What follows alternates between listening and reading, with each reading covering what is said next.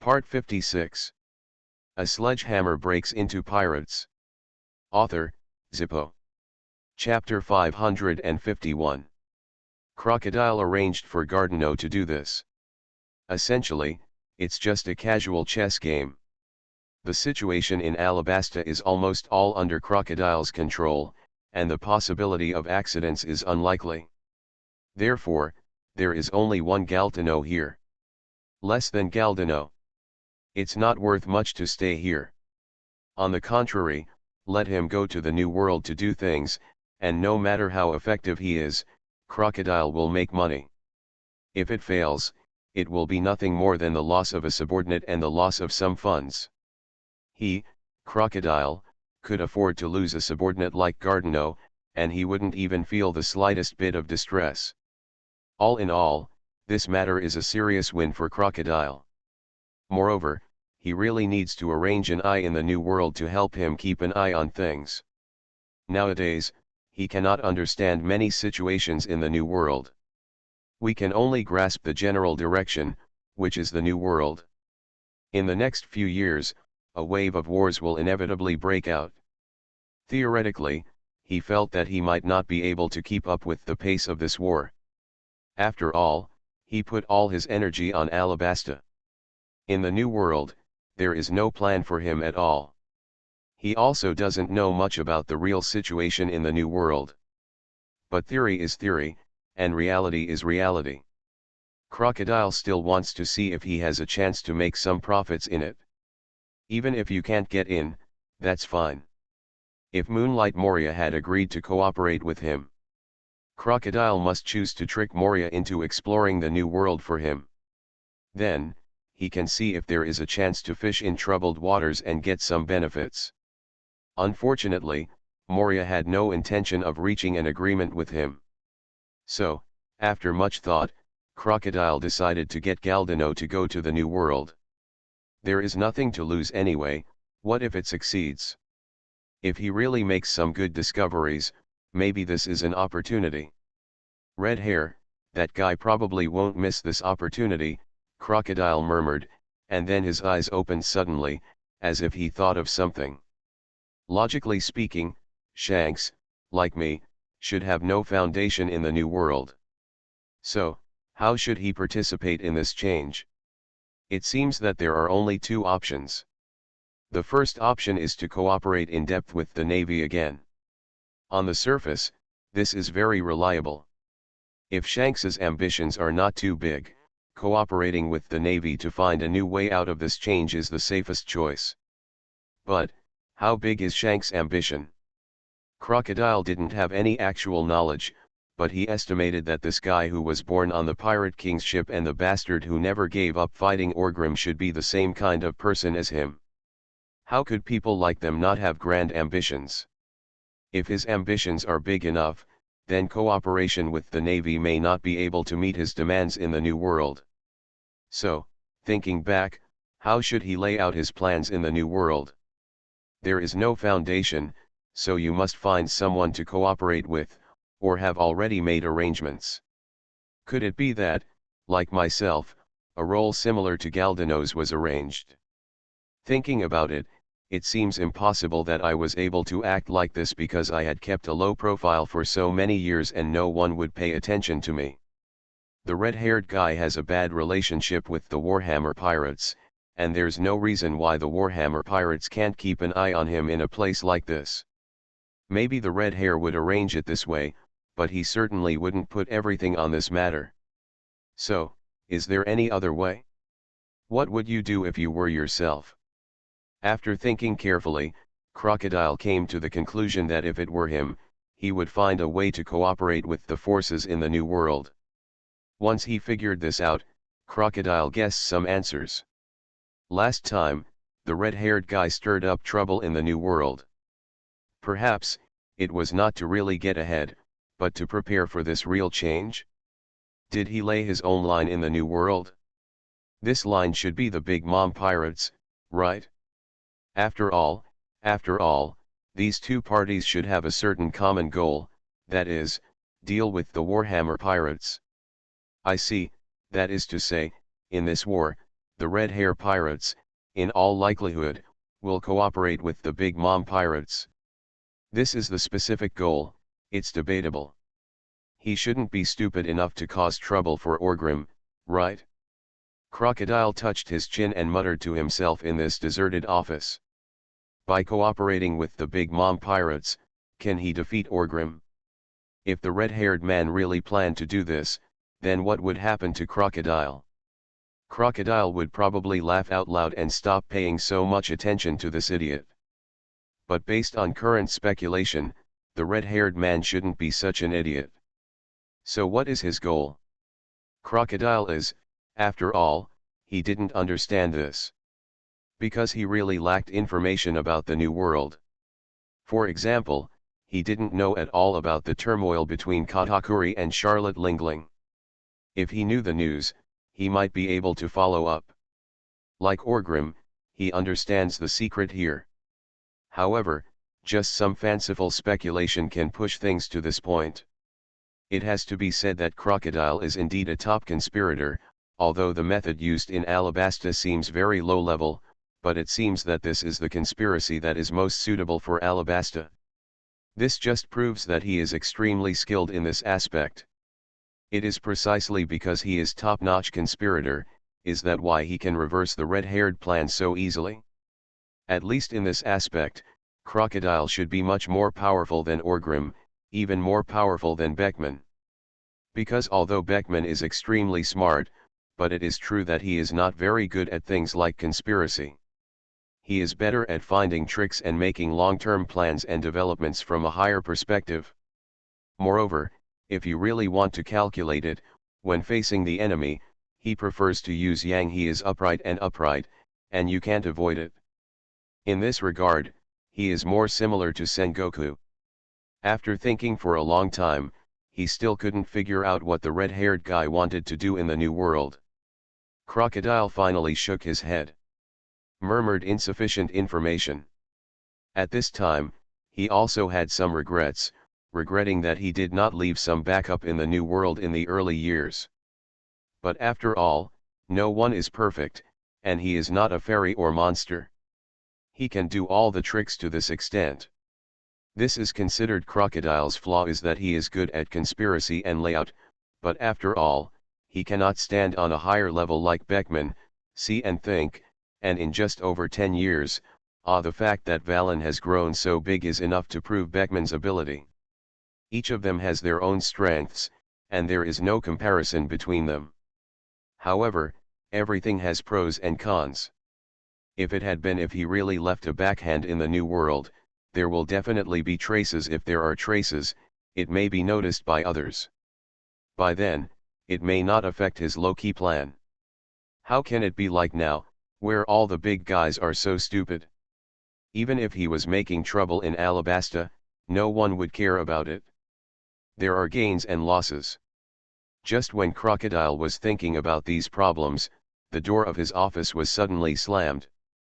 The man pushed away. There was no surprise on Crocodile's face. He glanced casually, and sure enough, it was the woman Nicole Albia. Only this woman could be so presumptuous. But Crocodile did not hate this feeling. Perhaps, when all his subordinates were respectful to him, having such an alien would actually make him feel close to him, right? He glanced at Nicole Albia casually, only to find that this woman seemed a little excited. Crocodile raised his brows slightly and asked, "What's wrong?" Albia still had no respect for Crocodile. He quickly walked to Crocodile's desk and said with a slightly excited tone, "There is progress, the historical text hidden in Alabasta." Crocodile was shocked and very surprised. Although he had overestimated the efficiency of this woman as much as possible, he also knew that this woman was indeed doing her best for the sake of his daughter, or because of the gradually enlarging dark side. Try your best to complete your task. But this, isn't it too fast? It's almost beyond Crocodile's expectation. Where? Tell me. Crocodile said in a deep voice, his expression a little serious.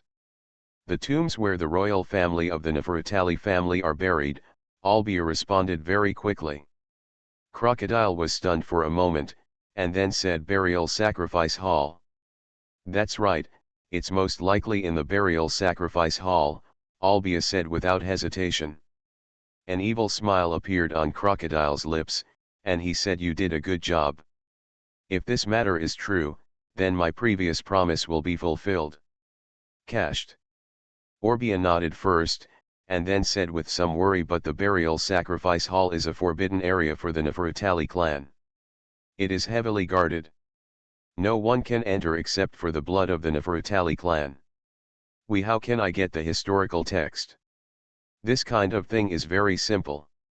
For example, if you change the king of Alabasta and make the Nefertali family history, then their forbidden areas will naturally no longer be forbidden areas.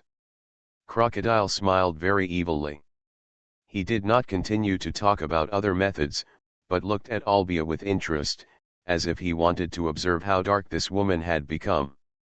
When Albia heard this, a complicated look flashed in her eyes.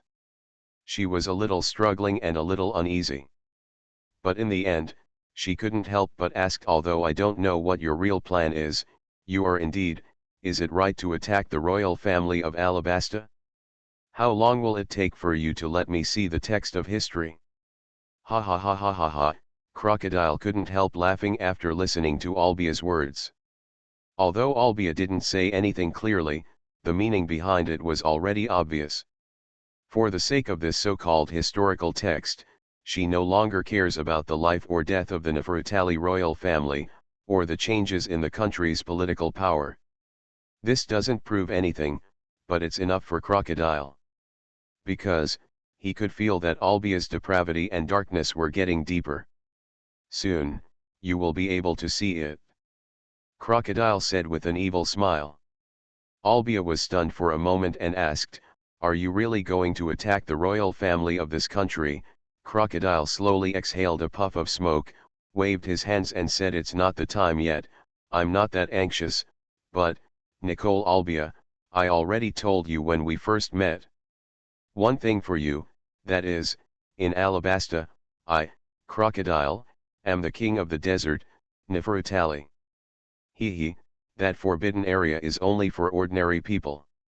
For me, even if I am not discovered, I have 100 ways to get in and take out the things inside. Albia looked at Crocodile blankly. Yes, in Alabasta, Crocodile is the real king. Just when she was in a daze, there was a gentle knock on the office door. Crocodile paid no attention to Albia, nor was he so excited that he couldn't wait to find the historical text. A boss should act like a boss, don't panic when things happen, and be calm. After knocking the cigarette ashes in his hand, Crocodile still said unhurriedly, come in. Then, the door was opened, and Das Bonus walked in with a cold expression on his face. Boss, there is a mysterious guest who wants to see you, Bonus said softly.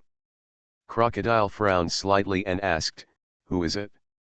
From Big Mom Pirates, Baron Eggman, Bonus also responded a little strangely. He couldn't understand why the people from the Big Mom Pirates came to see their boss. It is obvious that the two parties have no relationship or involvement at all, okay. However, he saw it, a smile appeared on the corner of Rockdar's mouth. Interesting, it seems that the Big Mom Pirates, there are some smart guys too.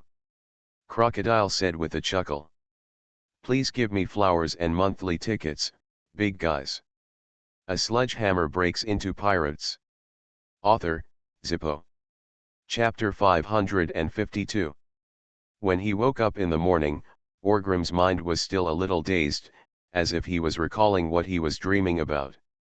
But sometimes, memory is a weird thing. 1 second he was still dreaming, but the next second he had no memory of what he had dreamed about. His neck felt a little sore, probably because he slept in a wrong position last night, but with Orgrim's physique, this was not a problem. Before he could feel the feeling, he had already returned to his full state. Feeling the warmth around him, Orgrim glanced at his side with a smile on his lips. It's not Queen Stussy, but the pirate Empress Boya Hancock. That beautiful and delicate face, with her eyes closed, a satisfied and peaceful smile on her face, and her long, beautiful black hair, slightly messy. The white and slender arms were pressed against Orgrim's chest. Under the clothes, he covered up his graceful figure that was coveted by men all over the world. After Hancock went to sea for the first time, she earned the title of Pirate Queen. Moreover, many people in the sea were shocked after seeing her photos. At that time, there were rumors that Hancock was the most beautiful woman in the world. Later, Hancock was brought to the New World by Orgrim. She did not stop her movements, as if she wanted to prove herself to Orgrim, the Warhammer pirates, and Avalon. She continued to lead the Nine Snakes pirates on expeditions in the New World, fighting against pirates of all sizes. There were wins and losses, and his reputation grew. The higher the frequency of causing trouble, the higher the exposure rate will naturally be. Her photos began to be published by the News of the World, and whenever the News of the World caught Hancock's news and hot spots. As long as it is paired with her photo, that issue of the newspaper will definitely sell like crazy. Therefore, the News of the World is also happy to pay attention to Hancock.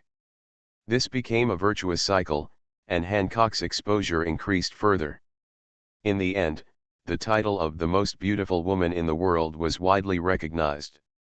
Of course, since Hancock is a pirate, the world government has not given any official conclusion. Orgrim knew very well that if nothing unexpected happened, the world's most beautiful woman officially recognized by the world government would be Princess White Star of Fishman Island, who would grow up in the future. There may also be political considerations here to establish a good relationship with Fishman Island, right? From a personal point of view, Orgrim thinks Hancock is more beautiful, and Princess White Star is more cute, right? It's not his thing anyway. He couldn't handle that body shape either. Now it seems that Orgrim has captured Hancock, and it may not even be the first time. This is indeed the case.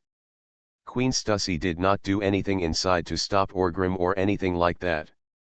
The two went along with the flow and achieved substantial development. Speaking of feelings, in fact, Orgrim had no feelings for Hancock at first. He just thought she was too beautiful. The pursuit of beauty is a human instinct. Orgrim naturally coveted Hancock's body. Now, of course there are some changes.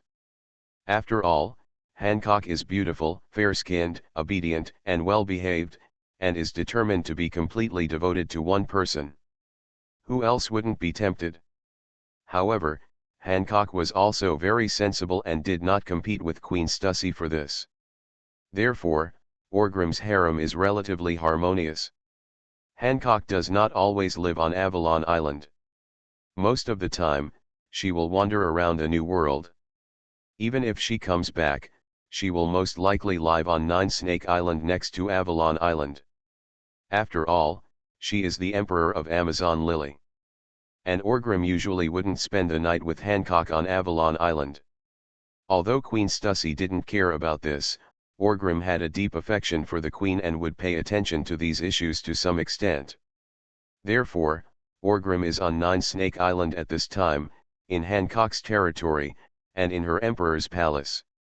Unlike Orgrim's physique, Hancock's physical fitness was not that good, so after the exertion, Hancock did not wake up early. Orgrim gently placed Hancock's arm on his chest on the bed, then slowly sat up and got up carefully. After walking into the nearby bathroom and washing up, Orgrim returned to the house and started to get dressed. Hancock seemed to feel the emptiness on the bed, and looked a little uncomfortable. He turned over, and the quilt slipped slightly, revealing his white back. That's right, the nightmare mark that was supposed to be left on Hancock at this time was the hoof of the sky-soaring dragon that symbolized the identity of a slave, gone. There is no doubt that this is Nightingale's contribution. As a top surgeon, coupled with the ability to perform surgery, the imprint of the Tianxiang dragon's hoof is nothing more than child's play to him. The three Hancock sisters finally got rid of this nightmarish trouble and no longer had to worry about being discovered as slaves. After admiring the sleeping posture of the most beautiful woman in the world, Orgrim smiled and turned around to go out for breakfast or something. But just when he was about to pick up the phone bug on the table, the phone bug suddenly started chirping. At this moment, the Empress, who was still immersed in sleep, opened her eyes. His expression was a little silly, as if he was confused. Then, following the voice, he looked towards the phone bug and found a somewhat embarrassed Orgrim. Plank, that bastard, doesn't know what to do so early in the morning. If you're sleepy, just sleep a little longer, Orgrim said with a smile. At the same time, he picked up the barking phone bug. Hancock still seemed to have not recovered from his silly state. After listening to Orgrim's words, he instinctively nodding. However, she did not fall asleep. Instead, she opened her eyes and stared at Orgrim's figure, with joy in her eyes. Perhaps for her, after waking up, it was the first time she saw Orgrim. This is a kind of happiness, right? After answering the phone, Orgrim asked angrily, "What are you doing? Early in the morning." "Lord Hammer. There was big news in the newspaper today," Gangplank said quickly. Orgrim's complaints were immediately suppressed by him. His brows furrowed slightly, and Orgrim asked in a deep voice, "What happened?" "The kabuki under the king has been completed," Gangplank responded in a very serious tone. Orgrim was stunned for a moment, and turned to look at the Empress, who was lying on the bed, staring at him with big watery eyes. "The king's kabuki was completed." Hancock, the last king of the Shichibukai, was deceived by him. How can the Navy still have this ability? But he was just a little surprised. This was his inertial thinking. In fact, the Navy was qualified. There are many people who are as powerful as the king of the Shichibukai. There are many in the New World. But behind this information, Orgrim shows a sense of urgency. It feels like an arms race. He, the Big Mom pirates, the red-haired ones, the Navy ones, one or two, are all busy. They are all seizing the time, trying to increase their power as much as possible before the war starts. Especially this guy Sengoku. Ever since he became the Marshal of the Navy has never felt like it has calmed down. The plan of King Shichibukai has been going on for so many years, but it has finally taken shape. Who is it? The last king, Shichibukai? Orgrim asked with some emotion. Gangplank said in a slightly strange tone, "It's the guy known as Whitebeard too. Edward Vabel. There are a lot of gossips and anecdotes on the sea. For example, back then, there were rumors that there was an unclear relationship between Sengoku, then the Admiral of the Navy, and Lieutenant General Ahe, the Chief Staff Officer of the Navy. Some even said that Dorage is actually the son of Sengoku and Ahe. And what about the love story between Shiji and Roger? Even there are many rumors about Orgrim. For example, his relationship with Kaido. Almost every big shot seems to be abnormal without some gossip. Whitebeard, as the strongest man in the world and the top pirate, is born to be a hot spot. Of course, these rumors are inevitable about him. Edward Vabel. He was not a veteran master. To put it into perspective, if Orgrim remembered correctly, it seemed that this guy suddenly emerged from the sea 2 years ago. He acted together with Miss Bajin, who claimed to be his mother. It seems like there is something wrong with my intelligence. However, he is very powerful. As soon as he debuted, he destroyed an old pirate group that was messing around in the New World. Later, he also fought with masters from all walks of life. There have been several fierce battles, with winners and losers. It seems that Enelu has fought against that guy. Whether he won or not, Orgrim can't remember. He must have won, right? This guy claims to be Whitebeard's illegitimate son. I don't know if it's true or not, but his name as Whitebeard too has spread. Many people say that he has the bravery of the white-bearded man when he was young. As to whether this is true or not, it depends on personal understanding. Anyway, Orgrim wouldn't think so. What a hero Whitebeard is, how could he be as brave as he was if some random monster appeared out of nowhere? That guy in Newgate has many sons, but this one seems to be the only one who dares to claim to be his biological son. At that time, many people felt that this fool would definitely be killed by Newgate. The result was good. Newgate completely ignored this guy who claimed to be his son, as if he didn't exist. Ignore and don't respond. No one knew what Newgate had in mind. Maybe he doesn't bother to clarify such nonsense. After all, if he made a special statement about this, it would indeed be a bit pricey. It's even very possible, so to set some rhythm, maybe a white-bearded biological daughter will appear on the sea tomorrow, and even his biological father will appear the day after tomorrow. Does he need to clarify these one by one? Or maybe, Vabel's life experience is really a mystery. However, these are Newgate's private life issues. They, the top bosses, have a very tacit understanding in this regard and never explore anything too much. Therefore, Orgrim didn't know what the twists and turns were. But now, things seem a little interesting. Edward Vabel has become the last king of the Shishibukai. The system of King Shishibukai, which has never been able to take shape, has finally been completely perfected. Gee ha ha ha ha, I really don't know what the expression of that Newgate guy will be when he receives this news. It would be more interesting if Vabel is really his son. I am the strongest pirate and his son is in the navy. Running dog, interesting, so interesting. Orgrim said with a smile. Mr. Hammer, Vabel is a pirate active in the New World, and he does not have any mature pirate group. He just moves with his mother and is erratic. It is difficult to grasp their whereabouts. It is difficult for us to effectively deal with him. He became King Shishibukai. For the Navy, it seems to be a powerful penetration into the New World. The Navy's power in the New World has increased a lot, Plank said in a deep voice. Orgrim was silent for a moment. This is indeed true. Many years ago, the Navy just threw the G-5 into the New World and had no influence at all. Now, G-5's influence has been greatly increased by Jun. At the same time, there is also a Fujitora issue with general-level combat power lurking inside. And then, now there is another erratic King Shishibukai. This guy from Sengoku is really trying his best to infiltrate the New World. These things are all conspiracy, and I am not the only one to worry about. There is no conflict between us and the Navy for the time being, so we don't need to worry about them and just do what we should do. Orgrim finally said this. You are listening to Novels at Bless Up channel. Wish you happiness and luck. How do you feel about this novel? Please like and leave a comment. A sledgehammer breaks into pirates. Author, Zippo. Chapter 553.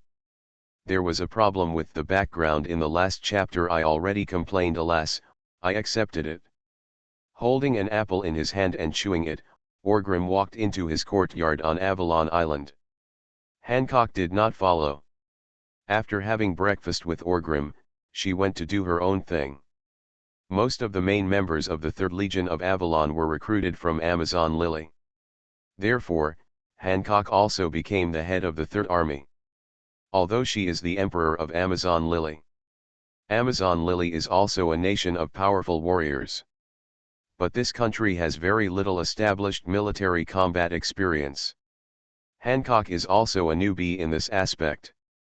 Therefore, as long as she did not go to sea, she would spend most of her time learning how to manage the army from Douglas Barrett. As soon as he entered the courtyard, Orgrim saw the scene where Queen Stussy was teaching the Sphinx. Queen Stussy was holding a shower kettle in her hand, while the Sphinx stood in front of her with her head lowered, her hands twisted behind her back, and she was holding a large pair of scissors. The ground around the two of them was scattered with horticultural fluorescent grass carefully crafted by Queen Stussy. There is no doubt that the Sphinx, the troublemaker, ruined the Queen's gardening. This made Orgrim feel a little funny. This bastard Sphinx is a demon king in all of Avalon. Even he, the captain, couldn't cure her. It's too skinny. However, everything has its enemy, but there are still two people who can obey the Sphinx's arrangements. The first one is Mr. Shiji, who lives in seclusion in Melview. Sphinx has always respected Shiji as her father, and she is very obedient in front of Shiji. However, Shiki doesn't come to Avalon often, so the Sphinx lives a cool life in Avalon. The other one is Queen Stussy. Orgrim mostly relied on violence to subdue the Sphinx.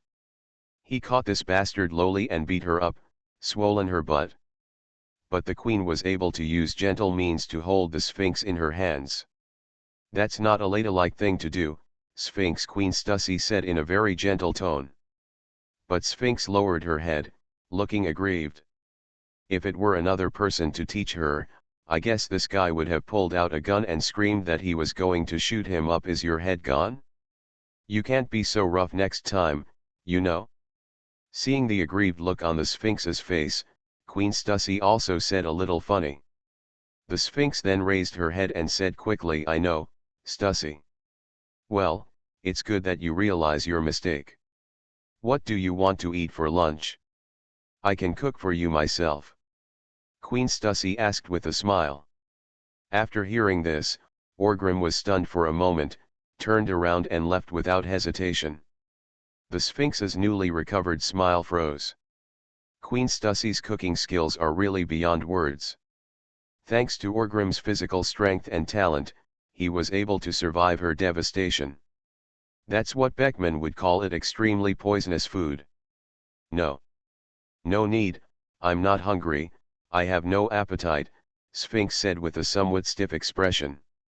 Queen Stussy was completely unaware, she frowned slightly and said, how can you do this? You must eat well. As soon as she finished speaking, before the Sphinx could speak, the queen turned to look at Orgrim, who was trying to sneak away, and shouted in a low voice, stop, holding half an apple in his hand. Orgrim froze on the spot, turned around awkwardly, looked at the queen and said, ahem, it's such a nice weather. Her lady queen looked Orgrim up and down, and then said, you must have been very hard last night, right? You were so busy that you couldn't come back. I will make something delicious later to replenish your body. After hearing this, Orgrim had a toothache, and he forced a smile and said, no, it's not like you don't know about my physical fitness. We, the queen, should enjoy life easily. What to cook? How tiring. Just leave it to Pans and the others. I heard that he is working on some new recipes recently. We can try it at noon. Queen Stussy had a gentle smile on her face and said, Orgrim, cook for your loved one and watch him eat at every bite, that kind of satisfaction, that kind of happiness, it is very important to me, you know. Sphinx also seized the opportunity at this time and quickly said, yes, Mr. Hammer. Stussy is so good to you, why do you refuse? Just stay and eat with Stussy. I have something else to do. I made an appointment with Lucci to compete in a competition. You don't need to worry about me at noon. I can just eat something outside. Farewell. As soon as he finished speaking, she didn't care what the queen thought. Without saying a word, she rubbed oil on her feet, ran past Orgrim, passed through the gate, and disappeared. Damn it, are you so unloyal? Orgrim cursed secretly. How? Are you dissatisfied with my cooking skills? Queen Stussy frowned and asked. Orgrim was also heartbroken and said directly, how can you be dissatisfied, it just so happens that a big event happened today. The king's Shichibukai was completed. I think we should discuss this kind of thing together and see if we have any ideas and countermeasures. In this way, you can work harder at noon and make more meals. I called my hawk, Beckman, Rengar, and Gangplank over, and let's sit down and eat together. Anyway, I can't suffer alone. Let's all go through the tragedy together. Queen Stussy nodded with satisfaction and said, okay, then I will show you my hand at noon. 3 hours later, in the restaurant in the Orgrim courtyard. At this time, The table was filled with food, and Queen Stussy was humming a tune, looking very happy. On another table, tea was brewing. At the dining table, there were Orgrim, Beckman, Mihawk, Rengar, Gangplank, Yamato, Lucci, Eniro, Robin, Andrest, and the previous ones. The Sphinx and others who escaped and were captured again are sitting here. The food on the table actually looks quite good. Back then, Queen Stussy cooked it for Orgrim for the first time. When I eat, it feels like the dark cuisine in hell. It feels like the food is poisonous. Over the years, Queen Stussy's cooking skills have improved somewhat, at least for the food, not too bad. This is the taste, it's hard to describe in one word. The faces of many cotters were stiff. Orgrim, the chief culprit, steeled himself, waved his hands and said, "What are you doing standing still? Come, try our queen's craftsmanship, I will keep you all in mind." Stussy said, "If we want to cook, I'll invite you all over to eat right away." Queen Stussy, who was making tea over there, also smiled and said, "Yes, it's a family feast, you're welcome, use your chopsticks, the tea will be ready when it's brewed." No one paid attention to the crazy guy Orgrim, and Beckman and others all agreed with the queen with a forced smile. Picking up the chopsticks, Beckman took a bite of the dish, suppressed the fear in his heart, and put it into his mouth. Looking at his indescribable expression, Leju, who was sitting next to him, asked worriedly, "Are you okay, Mr. Beckman?" Beckman's face twitched slightly, and he forcibly swallowed the food in his mouth. Putting his chopsticks on the plate with some trembling, he said softly, "In the past few days, I have been reading the works of that guy Durag." As soon as he finished speaking, Robin immediately became interested and asked which book is System and Change. Beckman nodded and said, "That's right. If the Revolutionary Army wanted to spread its ideas, it would naturally have to print some books. Durag wrote a book called System and Change based on his own ideas, thinking and actual experience. Of course, this book is classified as an illegal book by the world government and cannot be owned, collected, read, or disseminated. Otherwise it is a serious crime of beheading. But many big guys don't care about this, especially those from the dark world and pirate camps. To be blunt, who can sit at this dinner table with Orgrim and not commit the serious crime of decapitation according to the laws of the world government? Are you still afraid of this? It's a very interesting book, but I think there are too many personal things in it. It's more of a subtle promotion of the will to resist rather than an analysis of real problems. But there's nothing wrong with that, or a lot of it. Raghu also knows that not everyone can understand the real problems. Even if they analyze it, they still can't understand it. It is better to instill the will to resist. Robin talked in detail. Orgrim has not read this book. He wasn't interested in watching either. In terms of advanced thinking, he is much more advanced than Durag. Is it compulsory to study Marxism-Leninism or something like that? No matter how advanced you are, can you be this advanced? He was very surprised at this time. Why did Beckman suddenly bring up this topic? Have the Revolutionary Army made any recent moves? Orgrim didn't wait to think about this problem. Beckman nodded and said, "Yes, there are a lot of private goods, but there are some words in it that I think make sense. For example, the popular election system. I think our Warhammer pirates should also learn from this. Being a captain is not when it's reliable, we can consider voting to kick him out." Orgrim's face froze when he heard this. Sure enough, Beckman continued in the next second, "Now, let's start voting. If you support Orgrim in finishing the food on the table today, please raise your hands." As soon as the words fell, Beckman was the first to raise his hands. Afterwards, everyone looked at the food in front of them, and then at the culprit Orgrim. Then, without hesitation, he raised his hand. Hey, you've had enough? Is this a rebellion?" Orgrim cursed angrily. This is the will of the group, Beckman said with a smile. Orgrim said very domineeringly, your will is invalid. This is Avalon, this is the royal power. I, the king of the night. But after he finished speaking, he laughed. The other cotters also laughed. Beckman took the lead in picking up the chopsticks and said, ha ha ha ha, I lied to you, how about it? Is your acting good? Your Majesty, the Queen's skills today are really beyond my expectation. Come and try it. The rest of the people were stunned. After a while, the commotion lasted for a long time. It was you, Beckman, who was causing trouble. But as long as the craftsmanship is good. Everyone breathed a sigh of relief, and the Sphinx became even more disgusted. Ha ha ha, let me just say, how could Stussy not improve? He must have practiced secretly, the Sphinx said in a disgusting manner, while picking up a piece of meat with chopsticks and biting it into her mouth. Then, her expression changed slightly, and she glanced at Beckman with a hint of resentment. Bastard! At this moment, Lucci also picked up the chopsticks and asked casually, how is it tasty?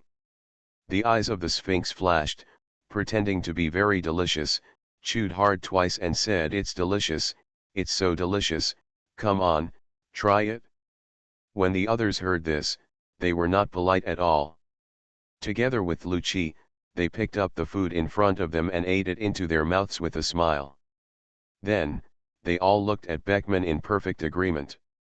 With these two bastards, the Sphinx. Is this food for humans? You are more shameless than Orgrim. At this moment, Queen Stussy was carrying a tea tray filled with tea. He walked over with a smile and asked, how is it?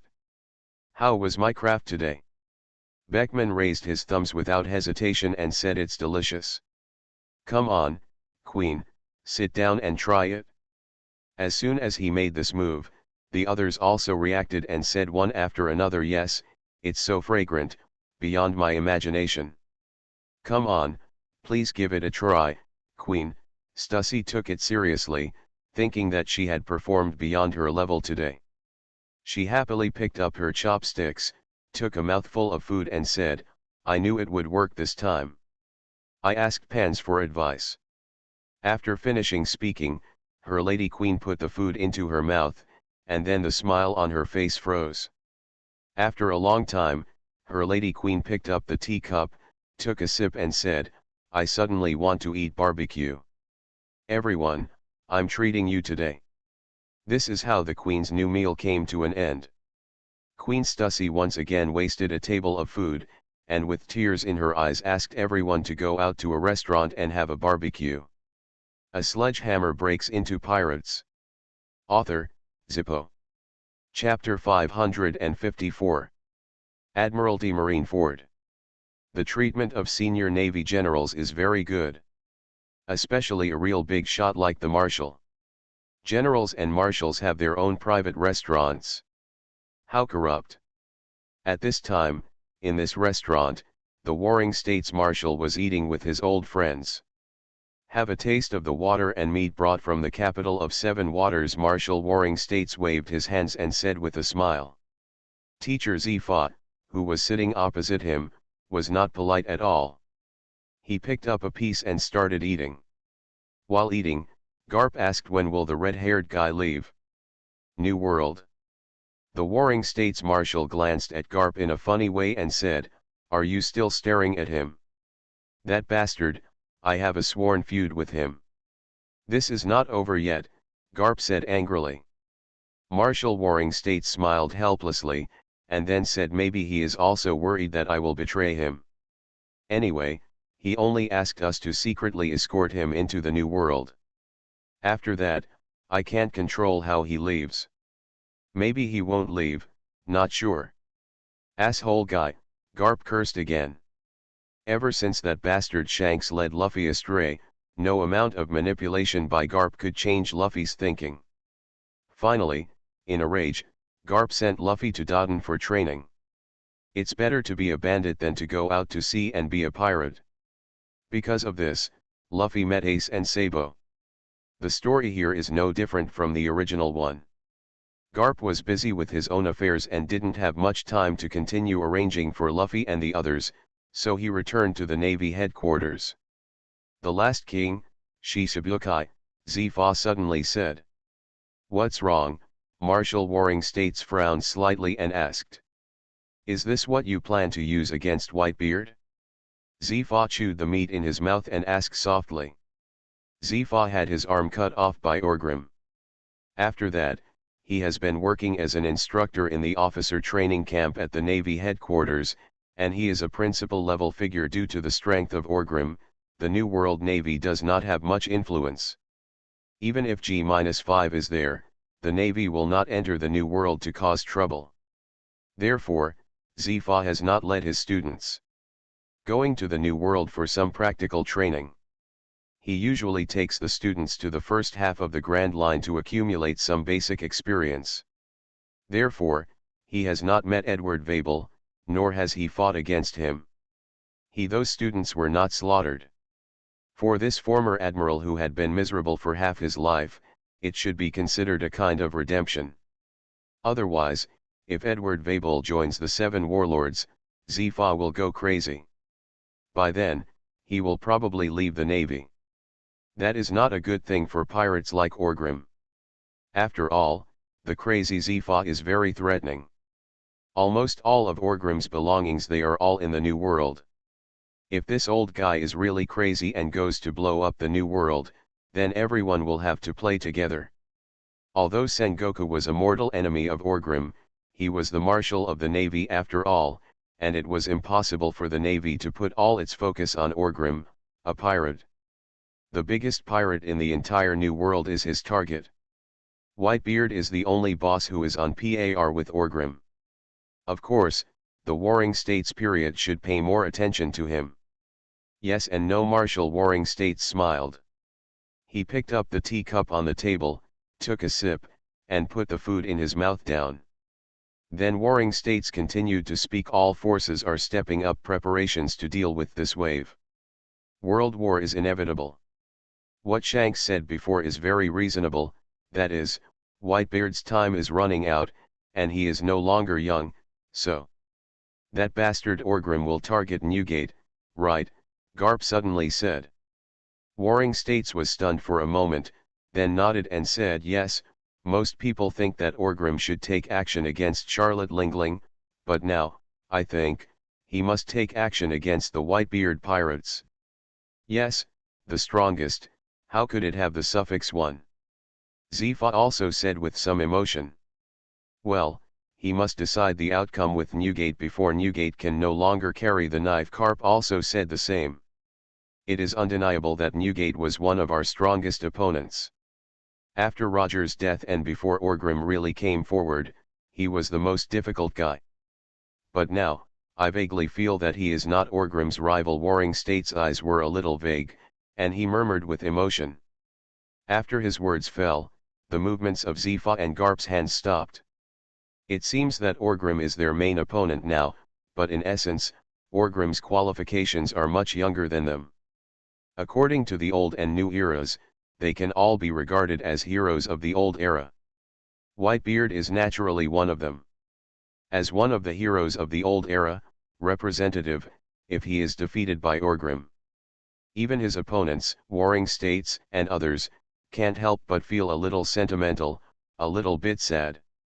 This war will definitely become an alternation between the old and new eras, and the old and new heroes, right? The sea belongs to the heroes of the old era, and it belongs to the era of Whitebeard, and it may be coming to an end. Black and white co-governance, in the final analysis, is nothing more than a transitional period. After this, will there be a new era belonging to Orgrim?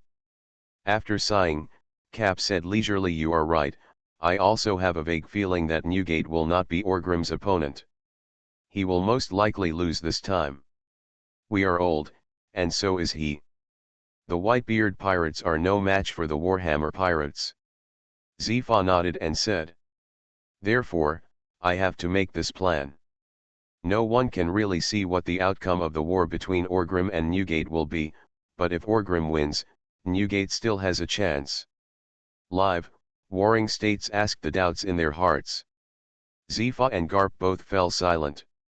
If Newgate lost to Orgrim, would there still be a chance to survive?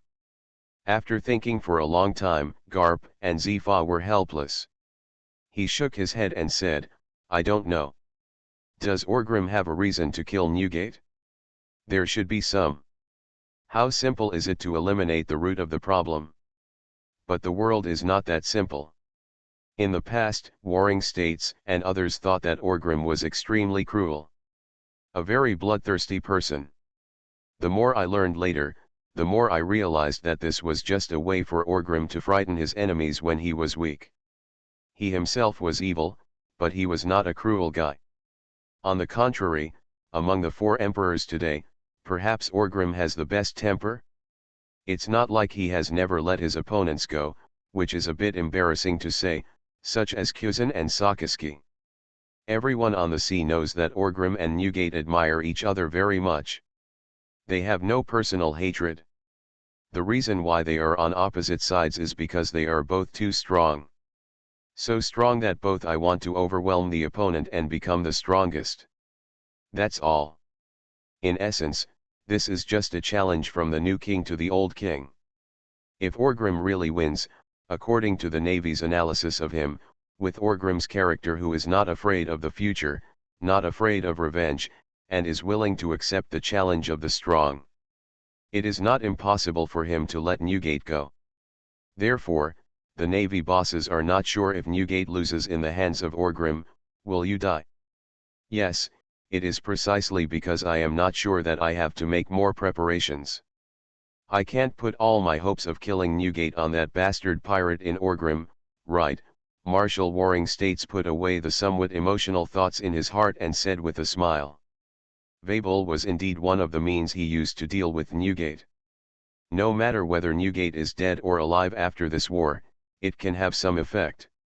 If Newgate is alive, Vabel can continue to act in the name of Whitebeard too. If Newgate can't stand this kind of anger and has a conflict with Vabel, no matter what the outcome is, this is an opportunity.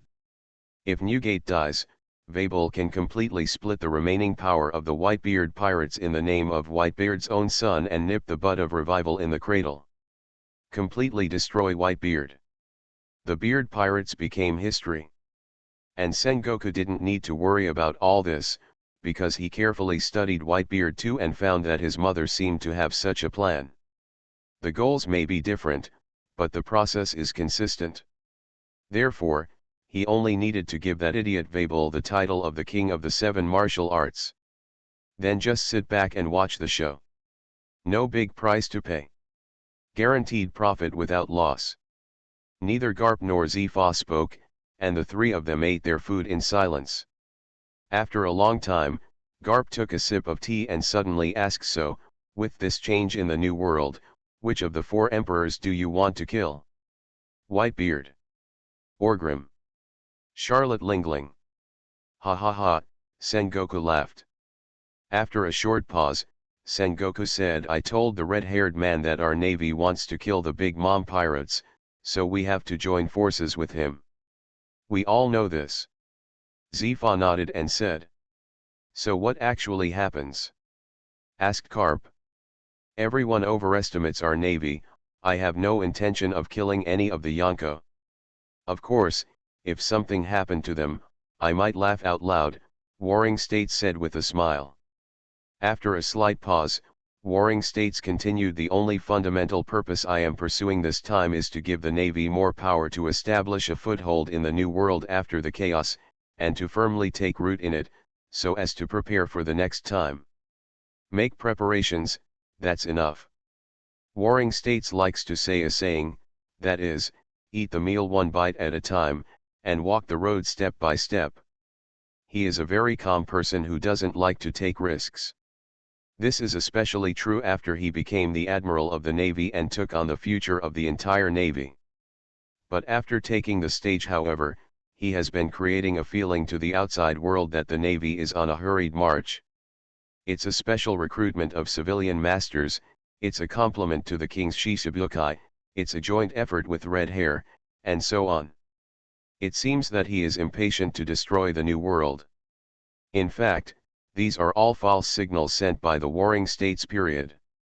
Nowadays, most people in the New World, including Orgrim, are confused as to who the Navy's target is and who Sengoku wants to attack. Such an impatient Navy should have a huge appetite, right? Which Yonko is it? After knowing the red-haired intention, Orgrim once suspected that maybe Sengoku wanted to kill Charlotte Lingling. However, he was still not sure. He was completely unsure who Warring States' target was. In fact, Sengoku had no intention of killing the 4 emperors in one go. The illusion he created made everyone overestimate the threat of the Navy. The Navy is the overlord of the sea, and the Warring States period is very capable. If they really desperately attack the New World and participate in this war, no one will dare to underestimate them. This is the psychology that the Warring States period grasped and used it to build momentum. In fact, Sengoku's appetite is not big, he is just paving the way for the Navy. He wants the power of the Navy to be firmly rooted in the New World, not just G-5, but at least 3 naval bases. The Navy is not a pirate. They only need to work steadily to gradually regain their influence in the New World. This was his humble appeal in this war. Because the Warring States period also understood that he was not from the old era. He just wants to lay a solid foundation for the new era of the Navy, that's all. But the appeal is an appeal, this is just the lowest expectation of the Warring States period. In other aspects, he still has a plan. If there were any surprises, wouldn't it be a pleasure to kill a few Yonko or something? A sledgehammer breaks into pirates. Author, Zippo. Chapter 555. It is the middle of 1517 in the Haiwan calendar. 2 years have passed since the incident where Edward Vabel, the last King's Shichibukai, completed the work of the King's Shichibukai organization. In the past 2 years, the New World as a whole has remained peaceful. But secretly, something was raging. It's not just the friction between the Yonko pirates that is getting more intense. Conflicts among the major pirate groups in the New World have become increasingly acute. A redistribution of interests is inevitable. And this requires war to solve. In the past 6 months, this kind of local conflict has begun to spread. War, large and small, broke out from time to time. 7 months ago, Douglas Barrett, the leader of the Warhammer Pirates, along with Enel and Katarina Dupont, were in the gateway waters of the New World. A large-scale naval battle took place with the G-5 Navy. A total of nearly 70 warships from both sides were put into the battlefield. In the Gateway Sea area, there was pursuit, counter-pursuit, attack and defense. The battle line was extremely long, and artillery fire roared for 4 days and 3 nights. In the end, strong support from the Navy headquarters arrived in order to avoid further escalation of contradictions and conflicts. Both the Navy headquarters and the Warhammer pirates maintained corresponding restraint. In the end, there is no victory or defeat. 6 months ago, a war broke out between the Big Mom pirates and the Beast pirates on the Green Island in the New World. The members of the Big Mom pirates headed by Pero relied on their numerical advantage to defeat the Beast pirates fleet headed by Plague Quinn. Then, the Yonko Kaido was furious and broke into Totland Cake Island of all nations alone. Fight against many generals and ministers such as Charlotte Lingling and Katakuri. The entire battle lasted for 2 days and 3 nights, and a full third of Totland's Cake Island was destroyed. Kaido was ultimately unable to defeat 4 hands with just 1 fist. Helpless, Charlotte Lingling and others left angrily. After that, the Beast's pirates and the Big Mom pirates completely fell out with each other. They no longer maintained relative restraint and started successive battles at sea, resulting in heavy casualties on both sides. 5 months ago, the Big Mom pirates and the Whitebeard pirates joined forces in a tacit understanding to snipe the leaders of the Warhammer pirates, Sphinx and Rengar, in the New World. Later, Beckman and Mihawk arrived quickly, and the conflict between the two parties escalated. 7 days after the battle, the Sphinx was seriously injured and Rengar lost his arm. Thanks to the power of Dr. Nightingale, no disability was left behind. Mihawk cut off the arms of Blamank, the captain of the 6th Division of the Whitebeard Pirates. Beckman forcefully attacked and killed the 5th son of the Big Mom Pirates, Butter Minister Charlotte Opera. With the G-5 Navy eager to intervene, the three parties ended up hastily. 4 months ago, Don Quixote da Flamingo had an encounter with Izzo, the captain of the 16th Division of the Whitebeard Pirates, on Gambalin Island in the New World. I don't know if da Flamingo is deliberately paving the way for the Golden City, or if he has other intentions. In short, the two sides fought fiercely in Gambalin, a famous gambling island in the New World, and completely destroyed the towns on the island. Then, Doflamingo's husband and wife Karanda Neiman arrived. Izzo, the captain of the 16th Division of the Whitebeard Pirates, was seriously injured and was defeated. Whitebeard Edward Newgate was furious because of this, and Dressrosa experienced 7 huge tsunamis for 2 consecutive months, seriously affecting Dressrosa's economy and living conditions. At the same time, the 1st Legion of the Warhammer Pirates, the main force of the Fishmen, launched a massive attack on various fleets of the Whitebeard Pirates in the New World. Whether it is a merchant ship or a warship, any ship flying the Whitebeard flag will be attacked indiscriminately. This kind of attack often does not involve fierce conflicts. A large number of fishmen build ships under the sea, destroy the ships, and then quickly evacuate. This act of revenge lasted for about a month. This incident also marked the end of the two most powerful pirate groups in the New World. The conflict between the Warhammer Pirates and the Whitebeard Pirates has officially escalated. 3 months ago, the New World was the last large-scale war so far. G-5 Navy took the lead in attacking the Big Mom Pirates fleet led by Katakuri in the New World Gateway Sea. Then, the Beast Pirates took advantage of the situation and intervened, setting off a 3-party war. Immediately afterwards, Marco, the captain of the Whitebeard Pirates' first team, who had just returned to the New World from Fishman Island, was also involved in this war that encompassed the entire sea area. In the end, Rob Lucci, Boya Hancock, and Douglas Barrett, who were conducting actual combat exercises of the Third Army in the nearby waters, joined the battle one after another. The entire sea area was turned into a pot of porridge. Within half a month, the New World's connection with the outside world was cut off, and the aftermath of the battle even threatened the Holy Land of Marijoa. Admiral Kuzan, led by Admiral Sengoku, was personally stationed at Marijoa's port in the New World. The fierce naval battle lasted for nearly a month. The total number of warships lost by all parties was more than 300. The Third Army of Avalon was directly defeated and a quarter of it was disabled. G-5 The naval losses were also quite serious. If Marco hadn't had the Devil Fruit ability of the Phantom Beast Phoenix, he would have almost died on the spot.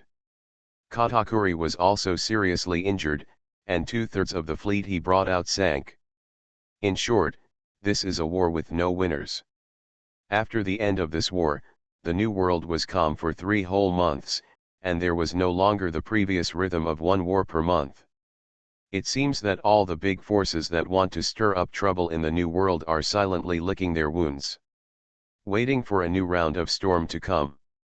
The smoke of war and the smell of gunpowder began to permeate the entire New World sea area. No, it should be said that the entire world is shrouded in the shadow of this war. Judging from the world government's fiscal revenue in the middle of this year, due to the increasing possibility of war, fiscal revenue fell by 17 percentage points throughout the year. All the major chambers of commerce are gathering funds and strength. Even if they lose money, they are unwilling to go overseas again. The Avalon conglomerate was naturally greatly affected. But it is precisely because regular businessmen dare not do business. Business in the dark world is booming. The money earned was less, but the influence spread a lot. At the same time, countries will experience an economic crisis due to large-scale suspension of operations by chambers of commerce. Not even the pirates had a good time. On the sea, there are all my fellow travelers who are hungry and red-eyed. The caravan is gone. Therefore, the frequency of pirate attacks on ports and countries is getting higher and higher. The navy was exhausted and running around all day long. In short, as the shadow of war envelops the whole world, the world seems to have entered a dark winter. Perhaps, the world will be able to recover again after this battle for the new world pirate kingship, which is enough to change the world's structure, comes to an end. New World Eternal Night Sea Avalon Island. On the top floor of the Great Library. There are many important books placed here, and the knowledge recorded in them is worth $1,000. For example, Orgrim's handwritten combat skills notebook or something. There is a desk in front of two huge red road signs with historical texts. In front of the desk, Orgrim's tall figure was standing there quietly. What is a little surprising is that at this time, Orgrim does not have the brave aura of the past. On the contrary, he is very peaceful. What's even more exaggerated is that this reckless player is not holding a cruel weapon like a war hammer, but a writing brush. That's right, Orgrim, a man who killed many people and was known as the most brutal and vicious pirate in history, was quietly writing with a brush in this large library full of culture. Character. If this scene was taken into a photo and circulated, I don't know how many people would be shocked. Orgrim is not the only one on this floor. In front of a bookshelf not far away, Nicole Robin is wearing a pair of plain glasses and is putting a book back in its place. After putting the book away, Robin turned his head and glanced at Orgrim, who was writing. There was no surprise on his face. It feels like I'm used to it. Because this is not Orgrim's whim. In fact, he has been practicing calligraphy here for nearly a year. Robin was not only proficient in the languages and ancient knowledge of various countries. After being brought back to Avalon by Orgrim, when Lucci and the others were practicing their strength, Robin would also practice various calligraphy. Brush calligraphy is also her specialty. Therefore, in the past year, she has become Orgrim's calligraphy teacher. After walking to another table, he picked up a cup of tea, took a sip, and moistened his throat a little, then walked to Orgrim's table with light steps. Orgrim just finished writing a piece of paper at this time. After looking at it, he was not satisfied. He shook his head and said, "Sure enough, writing these things is not smooth at all. Even after practicing for almost a year, there is no big difference progress." Robin looked at what Orgrim had written. "Books are the ladder of human progress," Robin read softly. Then, her eyes lit up and she said with a smile, "Well done." "Is this good?" Orgrim was stunned for a moment and said. As a tasteful pirate, Orgrim has already broken away from the level of the nouveau riche. Although he can't draw or write, it doesn't mean that he doesn't understand appreciation. In his courtyard, there are many paintings and calligraphy by famous people hanging on display to highlight his knowledge and literacy as a pirate. Even if he is called a culture destroyer, an enemy of mankind or something like that. So Orgrim knew very well how important the words he wrote were. "Well, I can't call it rubbish. After all, I have studied it seriously for a year. I can only say that it is very ordinary. The handwriting is not very good, but this sentence is very well written, I like it very much. Are books the ladder of human progress?" To be honest, this sentence could not be more suitable for us historians. The more Robin looked at it, the more he liked it. Yeah, Orgrim touched his chin when he saw this. He just remembered the famous aphorisms from his previous life and wrote a sentence casually. Thinking about it now, this sentence seems to fit well with historians like Robin. Ah, that's right, I have decided that from now on, I will take this sentence as my motto. Orgrim, whose famous saying is this? I didn't understand it. What a pity. Robin looked at Orgrim and asked. Am I going to tell you that this is what the great Mr. Gorky said? I'm afraid if you tell me, you don't know who Gorky is. Although he felt a little embarrassed, in order to avoid more embarrassment, Orgrim smiled awkwardly and said, I'm just not talented, but I am. You, Robin was stunned, and everyone was a little stupid. Such a short and concise sentence, but also contains profound meaning. Those words were actually spoken by you, the public enemy of mankind, Hosgarot Orgrim. If you were born in O'Hara, you would surely become a great historian, right? Robin finally smiled and said. As one of the culprits who destroyed O'Hara, Orgrim smiled awkwardly and muttered maybe. Robin did not continue this topic, but said the word you wrote is actually quite standard, but there is something missing in it, something that belongs to you. It is even inferior to what you wrote before. My own stuff? Before. Orgrim frowned slightly and repeated with some confusion. That's right, will, spirit, courage, pattern, and measure, these intangible things are often implemented into words. In the past, although your handwriting was terrible, there was your will in it, and now this font, although it is much more beautiful, in my opinion, it is very boring. You need to figure this out before you can make new progress. Robin thought for a while and explained. I see. Orgrim touched his chin and nodded. At this moment, the heavy metal door of the great library was pushed open, and then Beckman and Plank came hand in hand. You are listening to Novels at Bless Up channel. Wish you happiness and luck. How do you feel about this novel? Please like and leave a comment. A Sledgehammer Breaks into Pirates. Author, Zippo. Chapter 556. Beckman and Gangplank walked over to Orgrim and Robin with smiles. Then, Beckman lowered his head and glanced at the words written by Orgrim, and couldn't help laughing. The sentence is a good sentence, is it Robin's golden sentence? But this word ruins the sentence a bit.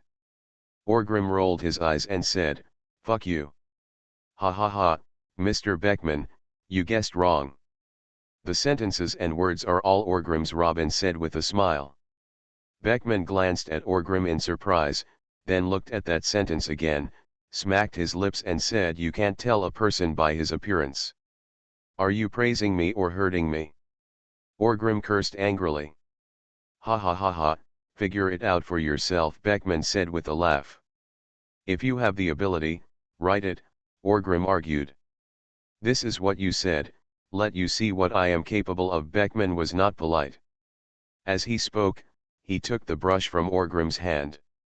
Orgrim smiled, raised his hand to change a piece of paper, and spread it on the table. Beckman stood in front of the table. I closed my eyes and thought for a moment. Then, I suddenly opened my eyes, and my aura changed, and I felt like I had divine help when I started writing. Make a decision, then take action. Robin read out the sentences written by Beckman softly. I don't know if it was an illusion, but when Orgrim looked at Beckman's calligraphy, he saw that it was indeed very powerful. There was something calm, thick, grand, and even, the feeling of wisdom. Damn it, aren't we from the same village? You actually went to cram school secretly? Look, this is what I said before, all the energy and spirit are condensed in this calligraphy. Mr. Beckman's calligraphy is not very beautiful, but this calligraphy makes people feel the will inside. This is a good calligraphy. Robin smiled and nodded, commenting. Orgrim looked at Beckman with some amusement and said, when did you go to school secretly? I have been the leader of Avalon for so many years, and I have probably written more words than you have ever eaten. I can understand one or two of them without studying, Beckman said with some pride. Looking at the somewhat stinky Beckman, Orgrim didn't bother to praise his stinky feet and said directly, oh, really? You are so awesome. When Beckman, who was originally in a very happy mood, heard this, he almost couldn't help but go up and scratch Orgrim's ear. Gangplank said with a smile, Master Chui, you have been practicing calligraphy here for almost a year, right? What on earth are you going to do? The situation on the sea is getting more and more chaotic. When should we take action? What to do? Orgrim smiled, and then a gleam flashed in his eyes, and he said in a deep voice, practice your calligraphy well, and I will write a letter of challenge to that guy in Newgate. In this battle, there will be no fight, sneak attack, fair and above board, hand in the battle, 1 point. I see, Beckman nodded. Orgrim smiled again and asked, how are the injuries of Sphinx and Rengar? Rengar has recovered. As for the Sphinx, she thinks she has recovered, but Nightingale said she will have to recuperate for at least another half-month, Plank said somewhat amusedly. Wars, big and small, keep breaking out. Although Orgrim did not enter the arena even once, the various officers of the Warhammer pirates took turns taking part in the battle. After several fierce battles, it was natural that everyone was more or less injured. Beckman was also seriously injured before. Mihawk, Douglas Barrett, and others were all injured. However, among all the cotters, the most seriously injured were Sphinx and Rengar. When the Sphinx was first rescued, he was half dead in hell. It was so miserable that the already barren chest was flattened and sunken. Her body was covered in blood, and a knife edge cut through her back from the shoulder of her left arm, and it was cut into the thigh of her right leg. The flesh and blood were turned out, and even the severely damaged internal organs could be seen. Fortunately, Nightingale was there at the time, otherwise she might not have returned to Avalon alive. Even if Nightingale, who is known as the Hunger of the Underworld, took action personally, it took 3 days to stabilize her injuries and save this little lowly's life. Orgrim saw the unconscious Sphinx when he was returned to Avalon. It almost exploded. Even though he usually dislikes this little lowly so much, he wants to catch her as a troublemaker and spank her every day. But Orgrim really likes this bastard Lolita Sphinx. If the Sphinx really died in that war, Orgrim would definitely make all the participants in that war die. Fortunately, this little lowly did not die after all. After that, Nightingale performed a series of meticulous repair surgeries on her, and eventually, she made a complete recovery. There were no sequelae or horrific scars left. There was a small scar on the root of the thigh. It was left by the Sphinx himself, and soon, he got a tattoo of the Warhammer Pirates logo on it. Nowadays, this little lowly's injury is still a little bit worse, but it no longer affects her freedom of movement. So I have been clamoring all day long for revenge posters and so on. But she has been grounded by Orgrim, and this bastard lowly will never be allowed to leave Avalon. As for Rengar, his injuries were not minor either. His arms were severed at the elbow level, and there were countless wounds, large and small, on his body. But fortunately, this guy is an animal type Esper and has already awakened his power. It has very strong vitality and is relatively durable. Nightingale's surgical ability was also very powerful. He connected his severed limbs and treated them. Depend on his self-healing ability has fully recovered, and now he has fully recovered. This is the benefit of having the top medical experts. Otherwise, with Sphinx's injuries, even if she could survive, she would never be able to exert her full strength in the future. It is even possible to directly become a retired pirate. Half a month. It won't be too long. Tell that bastard lowly to stay quietly on the island. If she dares to cause any trouble or sneak away, I will go to sea to catch her personally. If I catch her, I will lock her up, and when the time comes, let her watch the show during this war. Don't even think about participating, Orgrim said viciously, but with a smile on his face. Beckman and others also smiled and nodded, and then asked again that guy Barrett, what are you doing? Have you come up with any analysis and conclusions? Well, that's what we're talking about. After these tests of several large and small wars, Barrett believes that under the normal mode, the strength of our subordinates has reached its limit. A strong army cannot be trained. It has to be fought out. Now, our army is ready to participate in war at any time, Beckman said in a very serious tone. Orgrim also nodded in understanding. The army is not trained, but fought. Orgrim agreed with this sentence. During this time, Avalundi the First Army, the Second Army, and the newly formed Third Army have all participated in several wars. Especially in the last big war 3 months ago, even though a quarter of the Third Army was wiped out, but it has indeed withstood the test. Perhaps there is still a certain gap between it and the First Legion. But if it is released, it can be regarded as an army that dares to fight. The time is almost up, Orgrim believes. The war 3 months ago was already the final test and collision between the major forces. The warm-up exercise was over. Now comes the real killer move. Just waiting for Beckman and Planck, Orgrim spoke to see when the time should be to launch a war. Orgrim suddenly whispered softly, will, capacity, spirit. As soon as he finished speaking, his eyes closed slightly. Robin's eyes lit up when he saw this, and he quickly spread a piece of white paper on the table. Beckman and Planck seemed to understand something, and each he looked at Orgrim with some expectation. The next moment, Orgrim's eyes suddenly opened. Robin, Gangplank, and Beckman all seemed to feel a strong oppressive force, starting from Orgrim. Grim was released, causing the three of them to tremble in their hearts. Orgrim did not speak, and did not even look at the three of them. He suddenly grabbed the brush on the table, instead of following it with him before. The correct posture for holding a pen that Robin had learned. It was the posture he usually used when grabbing the handle of a war hammer. The tip of the pen was pressed into the ink, and then he lifted it up directly, and the ink dripped out. A few drops fell on the white paper. According to common sense, this first step has already made a huge mistake, and it is time to change the paper. But neither Robin, nor Beckman, nor Planck. To stop Orgrim's movement. Orgrim didn't care about these drops of black ink at all.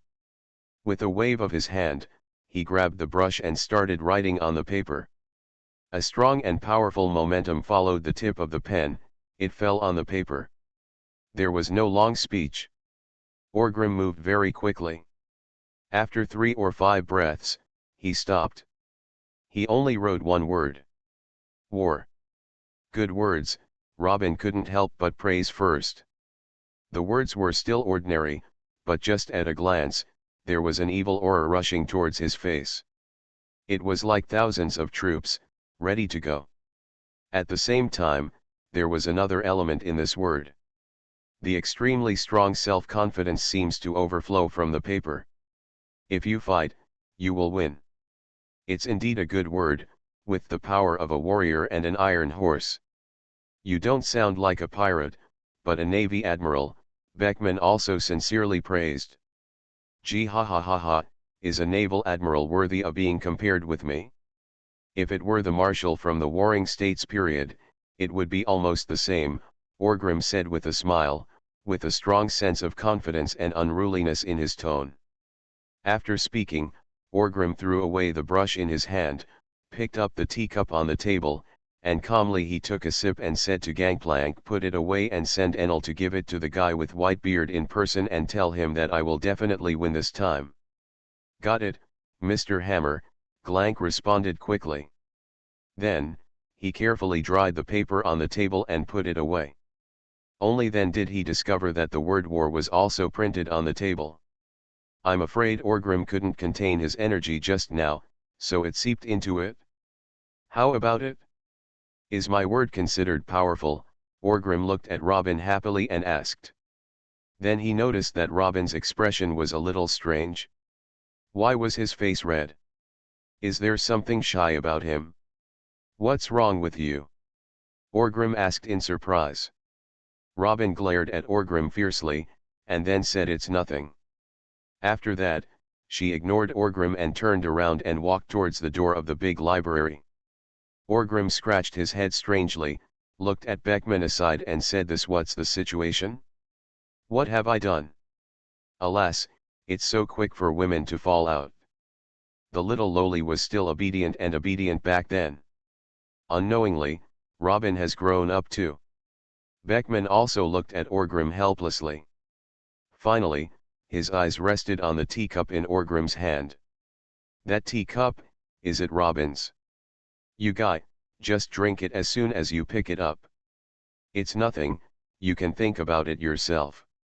Since you have already sent a letter of challenge to that guy in Newgate, I have to go and make arrangements for the follow-up matters. Take my leave." Beckman waved his hand and said. Then, he and Plank left together without saying a word.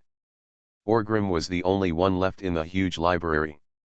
It's baffling, what's going on with these people, Orgrim still didn't understand. He took another sip from the teacup and smacked his lips. "Today's tea is very fragrant. Please give me flowers and monthly tickets." A Sledgehammer Breaks into Pirates. Author, Zippo. Chapter 557. The New World, within the maritime territory of the Whitebeard Pirates. A battleship flying the flag of the Warhammer Pirates is sailing here. Looking at the hull, there is Lightning Leopard written on the side. There is no doubt that this should be Rob Lucci's ship. But at this time, there was not only Lucci on board, but also Enilu. On the deck, Enel was reading today's newspaper. After a while, Lucci walked out of the cabin excitedly. "Brother Enilu, what do you think of my outfit? Formal enough?" Lucci asked excitedly. After hearing this, Enilu turned around and took a look. He saw Lucci, wearing a suit and leather shoes, looking handsome. I have to say that Lucci has a great figure. He has a standard handsome figure, and he looks very imposing in this black suit. He looks very elite at first glance. Not only is he a suit, he also wears a small hat on his head and a bow tie at the collar. Thanks Orgrim is not here, otherwise you would definitely think that Lucci had secretly joined CP-9. It's pretty good, very energetic, but it feels like, a little less impressive, Enilu commented with a smile. After a slight pause, he raised his hand and took off the brown-black cloak that was draped over his shoulders to protect him from the sea breeze. He walked behind Lucci and put it on him. On the shoulders. This was like the finishing touch. Lucci's aura of a big boss suddenly rose up. "Well, that's perfect now, Mr. Lucci," Enilu joked with a smile. Lucci also turned around excitedly, then thought of something again, ran to a boy, said a few words to the man, then got a cigarette, lit it, bite on the mouth. Hum, how is it? Brother Enel? Do I look like a boss now?" Lucci raised his eyebrows and asked. Ha, it looks like, very similar, so why are you suddenly dressed so formally today? Getting ready to go on a blind date? Enilu asked with a smile. Lucci looked bitter and said, "What's the point of a blind date? Aren't we going to see Whitebeard's gang? They are all men on board. What's the point of a blind date?"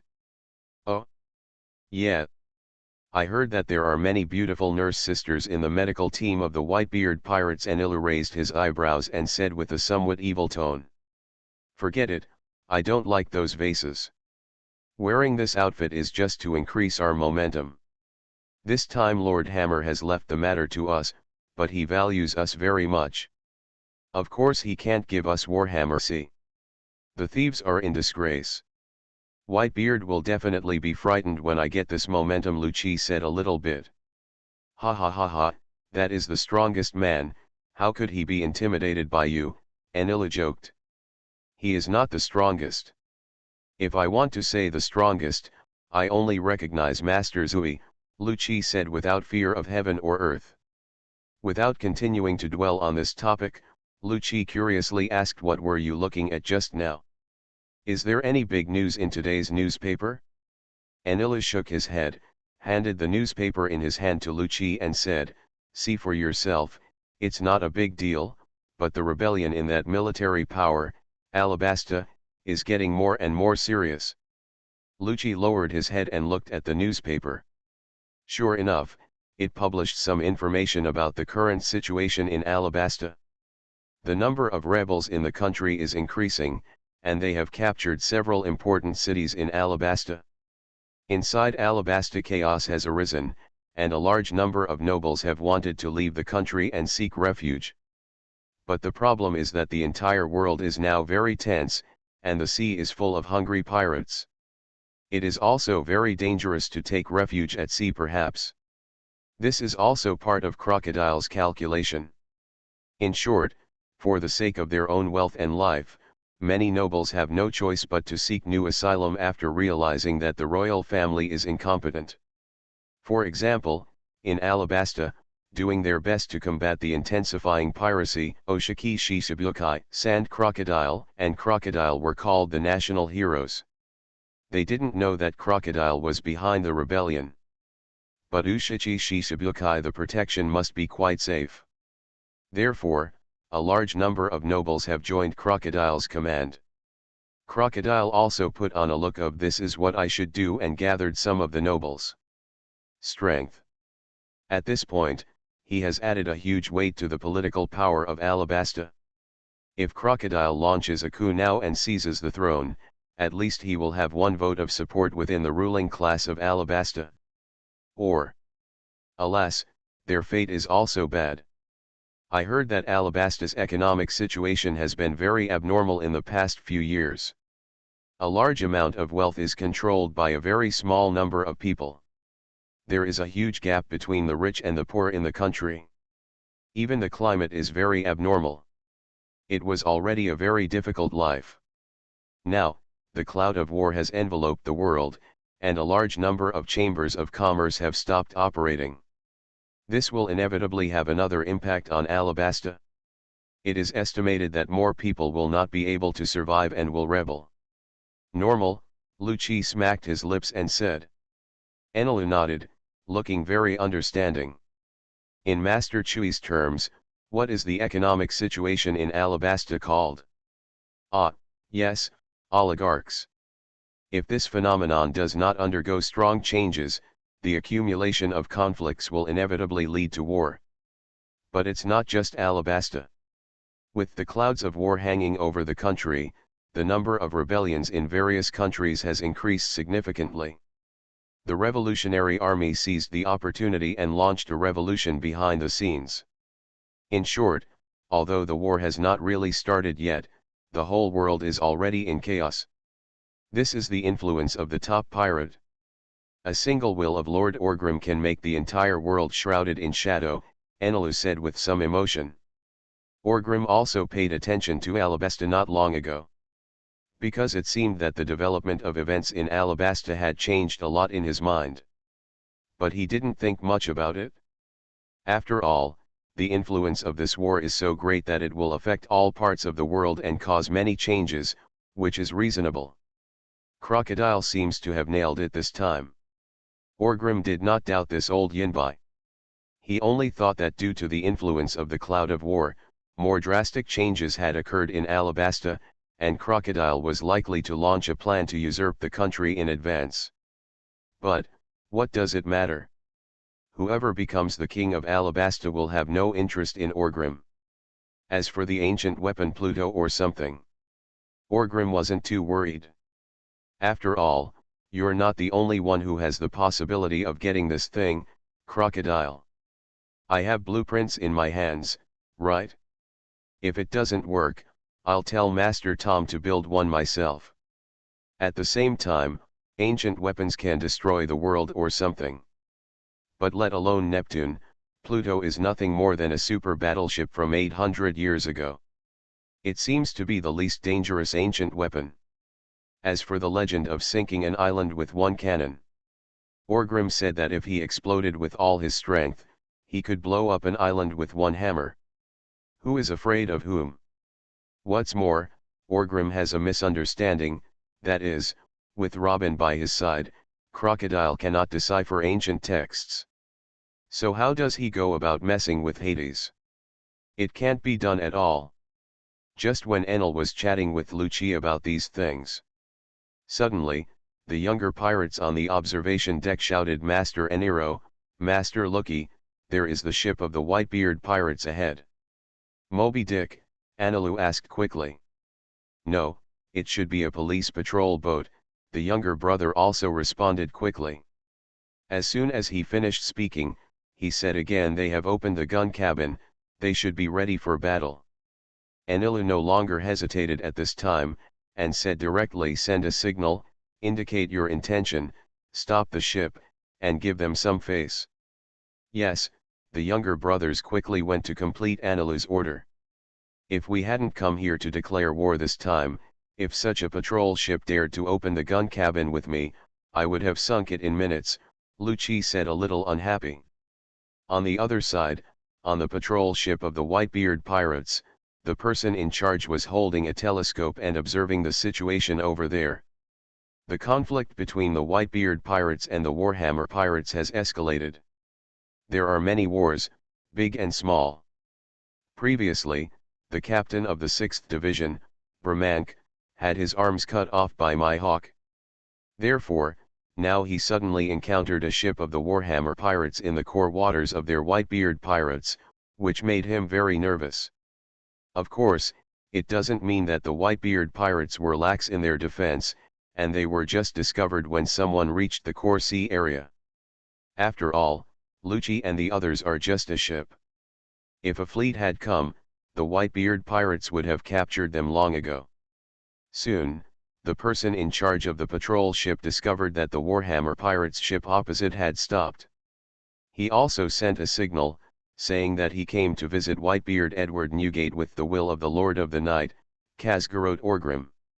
Regarding matters related to these two big guys, the person in charge did not dare to make decisions casually and quickly dialed the contact number in his hand. After a while, a slightly lazy voice came from the phone. What's up? Captain Marco, we met the Warhammer pirates ship, the person in charge said quickly. On the other side of the phone, Marco, who was still a little lazy, changed his expression. He sat up from the sun lounger on the deck and asked seriously, is it the fleet? How many ships? What is the flagship? Where have you been? No. There is only one ship, and we have observed it clearly. It is the Lightning Leopard, the ship of Rob Lucci. They did not launch an attack, but gave a signal, saying that they would come to visit with the will of Orgrim. Dads, the person in charge quickly explained. Marco relaxed a little. At least, it's not a war that is about to break out. Wait, Marco said to the phone bug. Then, he put the phone bug on the table nearby and quickly walked into the cabin.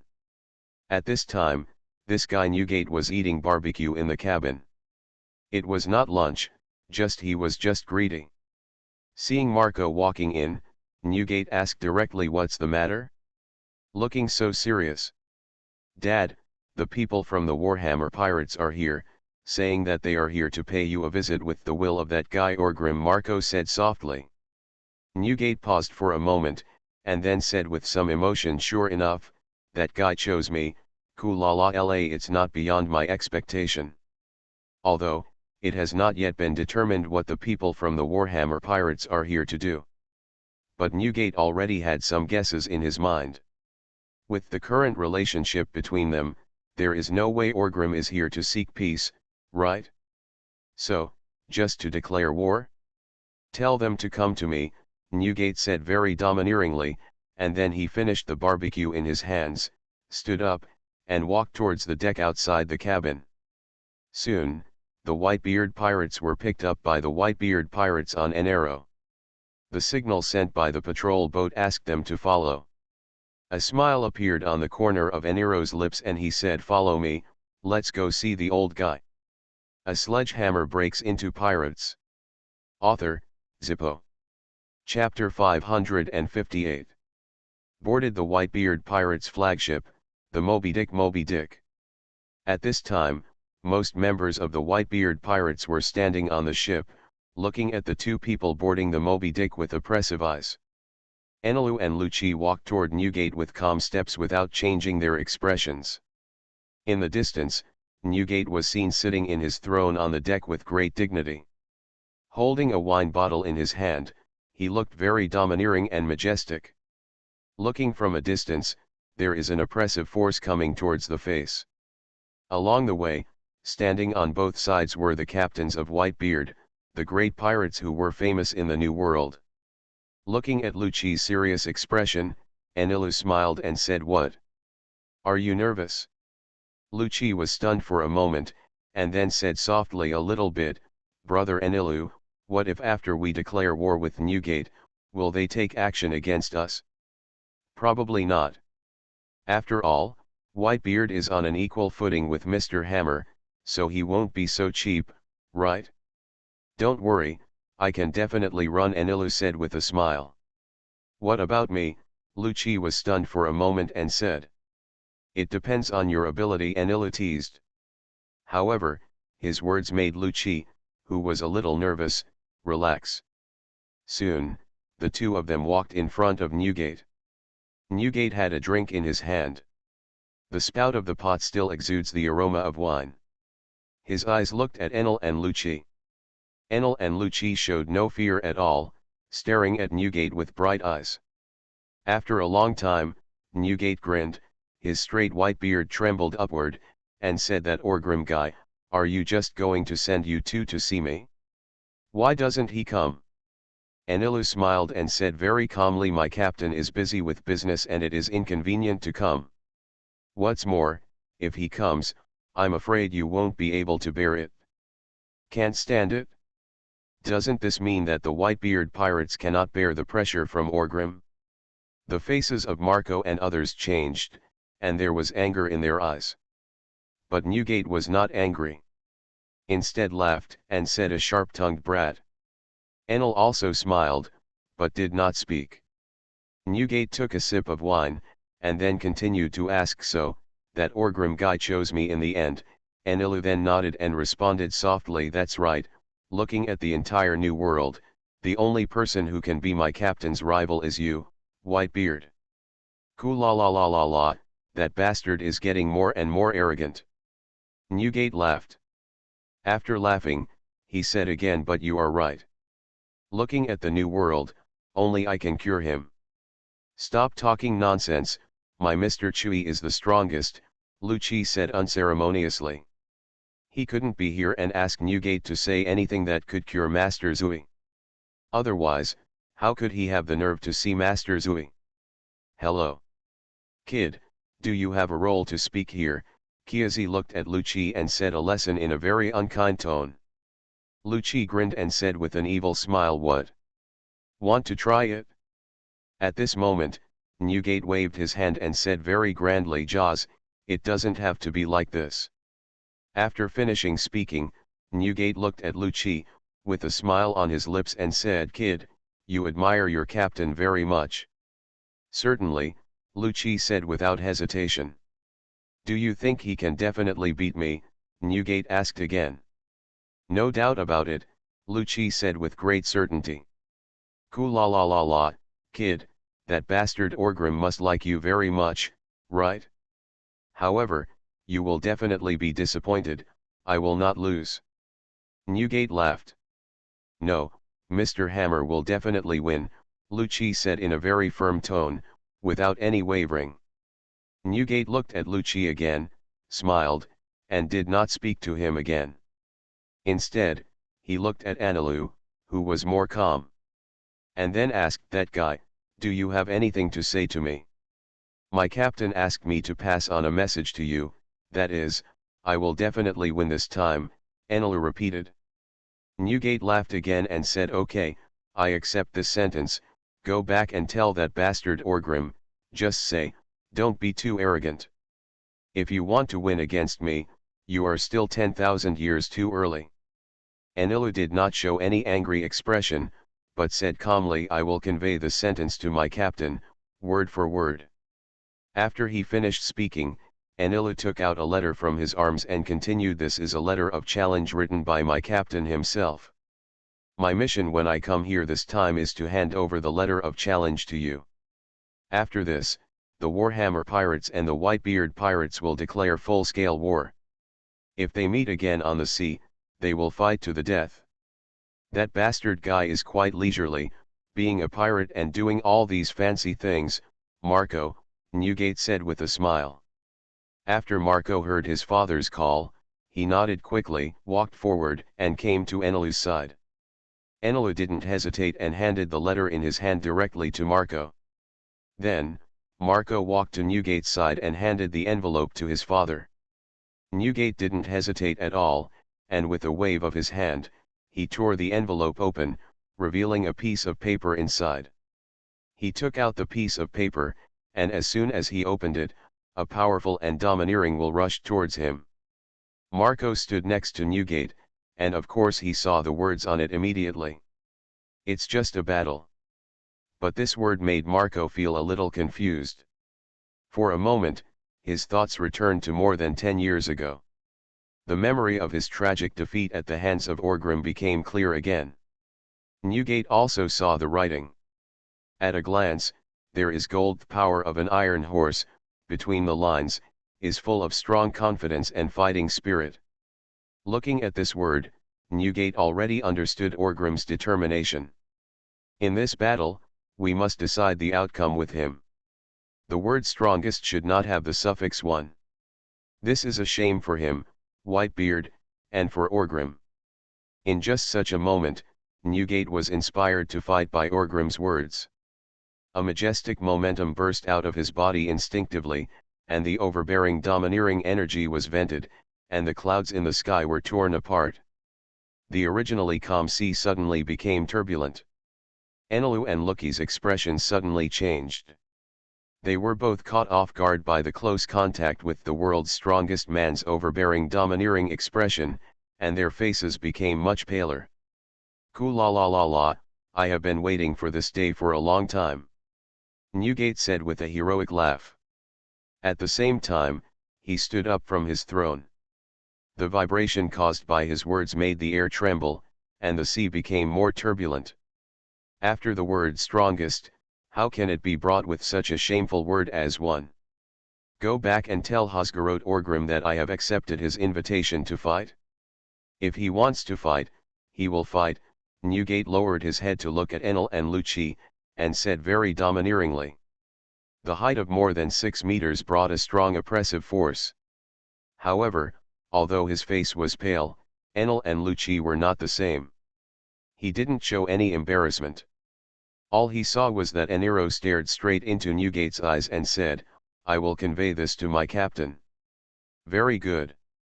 From today on, the Whitebeard pirates and the Warhammer pirates declare full-scale war. If they meet on the sea, they will fight to the death, Newgate said in a deep voice. As soon as he finished speaking, the captains and pirates on the Whitebeard pirates ship all shouted declaration of total war.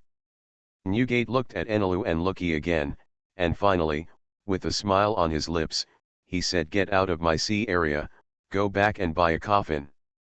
Next time we meet, I won't be so easy to talk to." Newgate didn't have any aggressive posture before. But now, there is no politeness in his words. However, Enelu and Lucci are not angry. Because a minute ago, they have officially announced hostile relationship. There's nothing to be angry about. He didn't answer. Enelu glanced at Newgate one last time, with a cruel smile on his lips, and then turned and left. Lucci didn't speak, and glanced around. A circle of captains of the Whitebeard pirates grinned and turned to follow Enel. After Lucci and Enel left the Moby Dick, Newgate sat down again. He sat on his throne. His eyes looked at the turbulent sea in the distance. As the power of shock dissipated from his body, and as his overlord-colored domineering energy shrank, the turbulent sea gradually began to recover. Calm down. Newgate can feel his old age. His physical condition has begun to decline. If Orgrim does not declare war with him, Newgate feels that he will take the initiative to fight Orgrim. They started a war. This was their pride as the strongest. However, Orgrim did not disappoint him. After all, he chose to go to war with him at his peak. For this kind of outcome, he had no idea. Thinking. But there is no doubt that he has absolute confidence in himself. This is the same as Orgrim. He also does not think that he will lose. "Ku-la-la-la-la," Newgate burst out laughing. Marco and others all looked at their father in surprise. What's going on? Dad, why are you laughing? Marco asked curiously. Ku la la la, laugh at me. This life is exciting enough. In the early years, there were bastards like Shiji and Roger. Now, there is this guy Orgrim waiting for me. I am really looking forward to this with him. The strongest battle, Newgate said with a smile. For Orgrim, he is still young, so he is more of a fighting spirit. Only when he and Newgate decide the outcome can he feel satisfied. And for Newgate specifically speaking, he is already old, so he is more looking forward to it. Looking forward to having a hearty battle with Orgrim in his final peak state. To draw the line for his strongest a full stop. Yes, no matter whether he wins or loses, this battle may be the strongest in his career, the final battle. After this battle, he will inevitably suffer more injuries. Since then, it has been impossible to maintain the current peak state. Therefore, even if he wins, he can no longer become his strongest. However, this is still something Newgate is looking forward to. Looking forward to a top-notch contest. At the same time, on Lucci's ship, Enel also looked back at the Moby Dick, the white whale, which was moving away. Then, he whispered with some emotion so strong. Is that the man who was known as the strongest before Lord Orgrim became famous? Lucci was also a little silent after hearing this, but soon he became determined. He opened his mouth and said, but the final winner must be Master Chui. As soon as Lucci finished speaking, Anilu also had a smile on his lips and said, you are right, I also firmly believe it. At this point, the final winner must be Lord Orgrim. On this day, the biggest war and chaos on the sea in recent decades began. The two most powerful pirate groups in the New World have officially declared war. You are listening to Novels at Bless Up channel. Wish you happiness and luck. How do you feel about this novel? Please like and leave a comment. A sledgehammer breaks into pirates. Author, Zippo. Chapter 559. Admiralty Marineford. In the office of the Warring States Marshal. At this time, Warring States was looking down at his desk, looking at documents with a very serious expression. At the same time, there were many piles of documents on his desk, which clearly indicated a sharp increase in workload. These days, the whole world is in chaos. 3 days ago, in the New World, the Warhammer Pirates and the Whitebeard Pirates officially declared war. No one hid this news. Therefore, early the next morning, the News of the World issued an urgent special edition. The declaration of war between the two strongest pirate groups was reported to the world. As soon as the news came out, the world trembled and boiled. Previously, although the clouds of war had been hanging over it, it never really broke out. Many people still feel a little lucky. And now, the two strongest pirate groups have declared war. This means that in the New World, a battle for kingship among pirates will inevitably begin. No more flukes. This war may be limited to the New World, but the drastic impact it will bring will envelope the entire world. No one on the sea can escape this shadow. Even if we retreat to the end of the sea, there will be no safety. This sentence seems to be the commentary left for this war. Brew brew brew. The phone on Sengoku's desk suddenly rang. Marshal Warring States suddenly turned his head and saw that it was G-5. Without any delay, he immediately stopped what he was doing, answered the phone directly, and asked Jun. It's me, Marshal, Jun answered from the phone bug. What happened? Marshal of the Warring States period asked in a deep voice. The captains of the Whitebeard pirates are already converging towards the waters where the Moby Dick is located.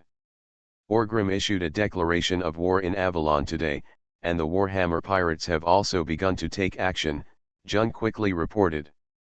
Call, Marshal Warring States exhaled a breath of turbid air. Although we have already predicted that war will inevitably break out, we have also made a lot of preparations. But when this war really comes, when the two guys who claim to be the strongest start to take action. As a naval marshal, warring states still felt great pressure. G-5. Carry out the mission according to the original plan. Once the Whitebeard pirates and the Warhammer pirates fight, they will quickly seize their territory in the Portal Sea area. The headquarters will send generals for support. Marshal of the Warring States period said in a deep voice. Clear, Jun also responded quickly. Continue to observe and report any special circumstances immediately. Marshal Warring States gave another order. Then, without saying anything more, both of them hung up the phone. After looking down at the documents for a while, Warring States suddenly felt a little impetuous. He stopped the paper and pen in his hand, and picked up the phone. He picked up the half-cooled teacup on the table. Then, he turned to look at a set of characters hanging behind him. It was written by his own hand. Compared with Orgrim's characters, the characters of Warring States period, Jinky, there are gods, and they are more beautiful. Justice reigns over the world. This new world is also the world. His eyes moved slightly downward, and there was a world map hanging there. Warring States' eyes were set on the New World area. After a long time, he whispered softly, this war will compete for the hegemony of pirates and wipe out the strongest. Suffix 1, but, will the pattern of the four emperors be broken? The four emperors are the four emperors, and the pattern of the four emperors is the pattern of the four emperors. This time, even if Shanks kills Charlotte Lingling, after reaching the top, although the four emperors have changed, the pattern of the four emperors is still there. This substitution does not mean much to the Navy. But if the four emperors pattern is broken, it will be very problematic. I don't know if this is good or bad. Suddenly, Sengoku suddenly thought of something he had not mentioned for a long time. A word that has been mentioned before. Pirate Overlord. Ever since Roger became king, Pirate Overlord, the title once pursued by all pirates, has become dim. After all, this name is no longer the top name among pirates. On top of it, there is a pirate king. But now, Warring States suddenly thought of this word. If, Orgrim, Warring States said to himself. For a moment, Warring States seemed to understand something. If Orgrim defeated Newgate. With his power, I'm afraid the structure of the four emperors can no longer accommodate him. So, what will he do? Become the pirate king? This is not enough. But, it seems that the title of pirate overlord is about to fall on him. In this way, does it count as breaking the pattern of the four emperors? This may depend on the performance of the other players. But there is no doubt that this is an issue that needs to be taken seriously, and Orgrim may very well be able to transcend. The structure of the pirate camp may become a state of one super, many strong. The Warhammer pirates are the one super. How powerful will the current Yonko or the Yonko who will ascend to the top be? This is not impossible. What a troublesome guy, Sengoku murmured softly. The last guy who was called the pirate overlord was probably Shiji. Before he lost to Roger, he was also the most popular in the New World. Orgrim, is this following the path of Shiji? But in real terms, the pirate camp at that time was not as powerful as it is now. The power controlled by Shiji, the overlord, was not as powerful as Orgrim is now. In the Warring States period, while thinking about these miscellaneous things, there was a rapid knock on the door of his office. Come in, Warring States said in a deep voice. As soon as he finished speaking, a rear admiral quickly opened the door and walked in with a very serious expression. What happened? Sengoku recognized this guy as one of the heads of the intelligence department. The rear admiral said in a deep voice, reporting to the marshal, this morning, Kaido of the Beast Pirates unilaterally declared war on the Big Mom Pirates. According to our guesses that the Big Mom Pirates will soon declare their acceptance.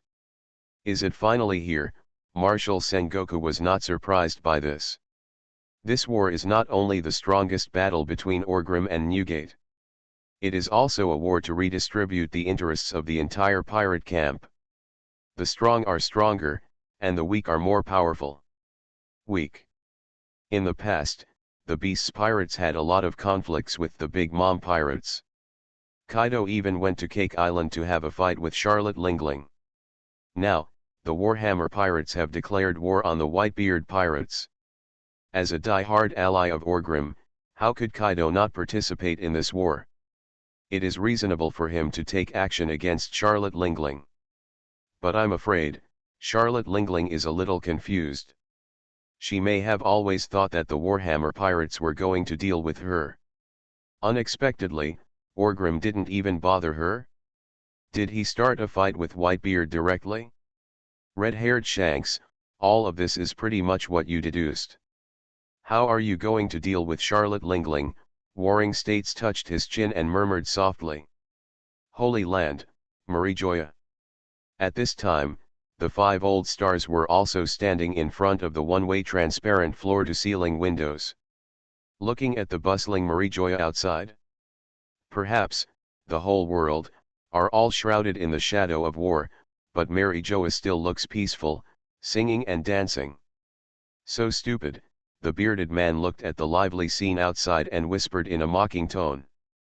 Those idiots thought that since this was a holy land, they would be extremely safe. But, in this war, where is the safe place? Even the outcome of this war will affect the future of Marijoya, the holy land of the world government. If Orgrim is defeated by the New World, then, the 5 old stars will feel very uncomfortable. After all, they had agreed to form a group to download the dungeon together. It's not okay for a main player to suddenly overturn his car. That guy will win, right? The bearded 5 old star suddenly asked. I don't know who he was asking. But soon, the blonde man laughed and said it's really strange that we would want a pirate to win the war. Victory. But fortunately, that guy's opponent is also a pirate, the bald king also said with a smile. Whitebeard and the king of the night. If they had to choose, they would prefer Orgrim to win. After all, Whitebeard has no interests involved with them. Orgrim is related to Lord Im. It is related to several of their own interests. After he wins this war, then we can start laying out the plan, the swordsman Wu Laoxing spoke in a rare voice. The other 5 old stars all nodded and had no objections. No one talked about what would happen if Orgrim lost. If he loses, he won't be worthy of cooperating with the 5 of them anymore. As for dealing with Lord Im, it is naturally just talk. It's not that the 5 old stars looked down on Whitebeard, but that Lord Im put more pressure on them. They felt that if Orgrim couldn't even deal with Whitebeard, how could he deal with the world? Where is the Black Hand, the king of the world who sits on the throne of the void? Fishman Island, in Dragon Palace City. The kings Shichibukai, Kaiksia, and Jinbei were sitting together with King Neptune. The 2 of them were drinking wine in silence. The Warhammer pirates and the Whitebeard pirates have declared war. A war between the 2 strongest pirate groups is about to break out. And Fishman Island, caught in this, is very uncomfortable. Avalon is a place that many people on Fishman Island long for. It is inextricably linked to Fishman Island and is called the second home by everyone. But on the Fishman Island, the flag of Whitebeard is hanging. Regardless of Jinbei or Neptune, the relationship with both parties is very good. For the interests of Fishman Island, it is best not to have any contradictions and conflicts between Orgrim and Newgate. But this is impossible. They can't even act as a middleman to mediate. Because both Neptune and Jinbei know it. There is no personal enmity between Orgrim and Newgate. Even both parties admire each other very much. They are a battle of positions, a battle of the strongest. No one can mediate it. We can only decide the winner. Only then can we finish it. Putting down the wine glass in his hand, Jinbei looked at Neptune and said, Your Majesty, I am going to the New World. What are you up to? Neptune asked. No matter who wins or loses, I want to see it with my own eyes, Jinbei said in a deep voice. Neptune was silent for a moment, then nodded and said, "The new world is very chaotic now, you have to pay attention to your safety." Jinbei smiled and said, "I am also a big shot, King Shichibukai." Ha ha ha ha ha, Neptune laughed. And in the increasingly chaotic desert country of Alabasta. At this time Crocodile was in his underground office. He looked at the information in his hand from Gardeno, who was sent to the New World by him more than 2 years ago, with a smile on his lips. It's getting chaotic, but this is okay, more to my liking." Crocodile smiled evilly. Then, he turned to look at Das Bones standing next to him, and said, "I'm going to the New World, Bones. I'll leave the matters here to you. Here you go, capture Cobra and let Mr. 2 take his place and control the situation in Alabasta." "Yes, Boss," Bonus responded quickly. But after he finished speaking, he seemed a little worried and said, "Boss, the New World is very dangerous now. Danger coexists with opportunity." Crocodile said very calmly. After saying that, Crocodile picked up his black cloak from the hanger, put it on his shoulders, and walked out of the office door. A Sledgehammer Breaks into Pirates. Author, Zippo. Chapter 560. Eternal Night. See Avalon. The entire New World was in chaos, but Avalon was slightly calmer. However, the feeling of depression is still highlighted. The huge island is much quieter. After all, even if this is the core base of the Warhammer Pirates, as long as you are in this world, there is no place where you can be peaceful. Great Library, top floor. It's quiet here, with only one figure still standing in front of the 2 red road signs with historical text. It's Orgrim. What is a little surprising is that Orgrim is rarely wearing a shirt at this time.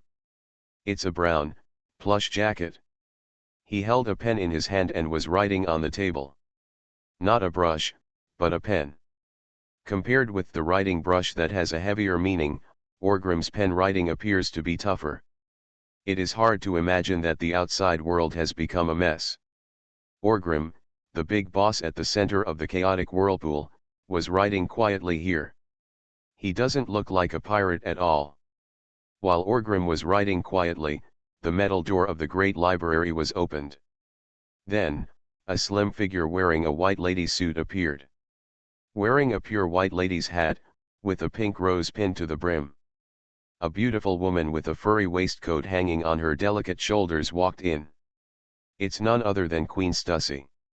In her hand, she held a peeled orange.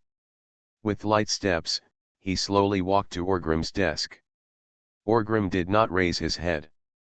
After 3 or 5 breaths, the movements in his hands stopped. Queen Stussy glanced down, with a smile on her lips, and said softly, "The winner is king. How about it? Are the words okay?" Orgrim put the pen aside and asked with a smile. "It's much better than your pulpy calligraphy." Queen Stussy joked. "After all, I have only been learning this stuff for a year." Orgrim waved his hand and said very casually.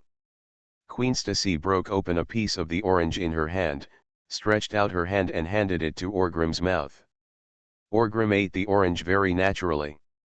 He chewed the orange and looked at Queen Stussy with tenderness and smile in his eyes. "It's such a mess outside, but you're still in the mood to write here. I really don't know what you're thinking. Sphinx left just now. According to your order, she was the last one to leave. I'm still complaining, saying that when I come back, I'll blow your dog head off." "Ha ha ha," Stussy said with a smile. "That bastard Loli, when she comes back, I'm going to swell her smelly ass."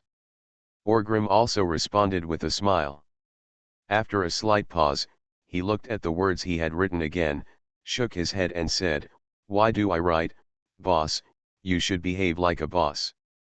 The war cannot be over in a short while. Why are you in such a hurry to appear?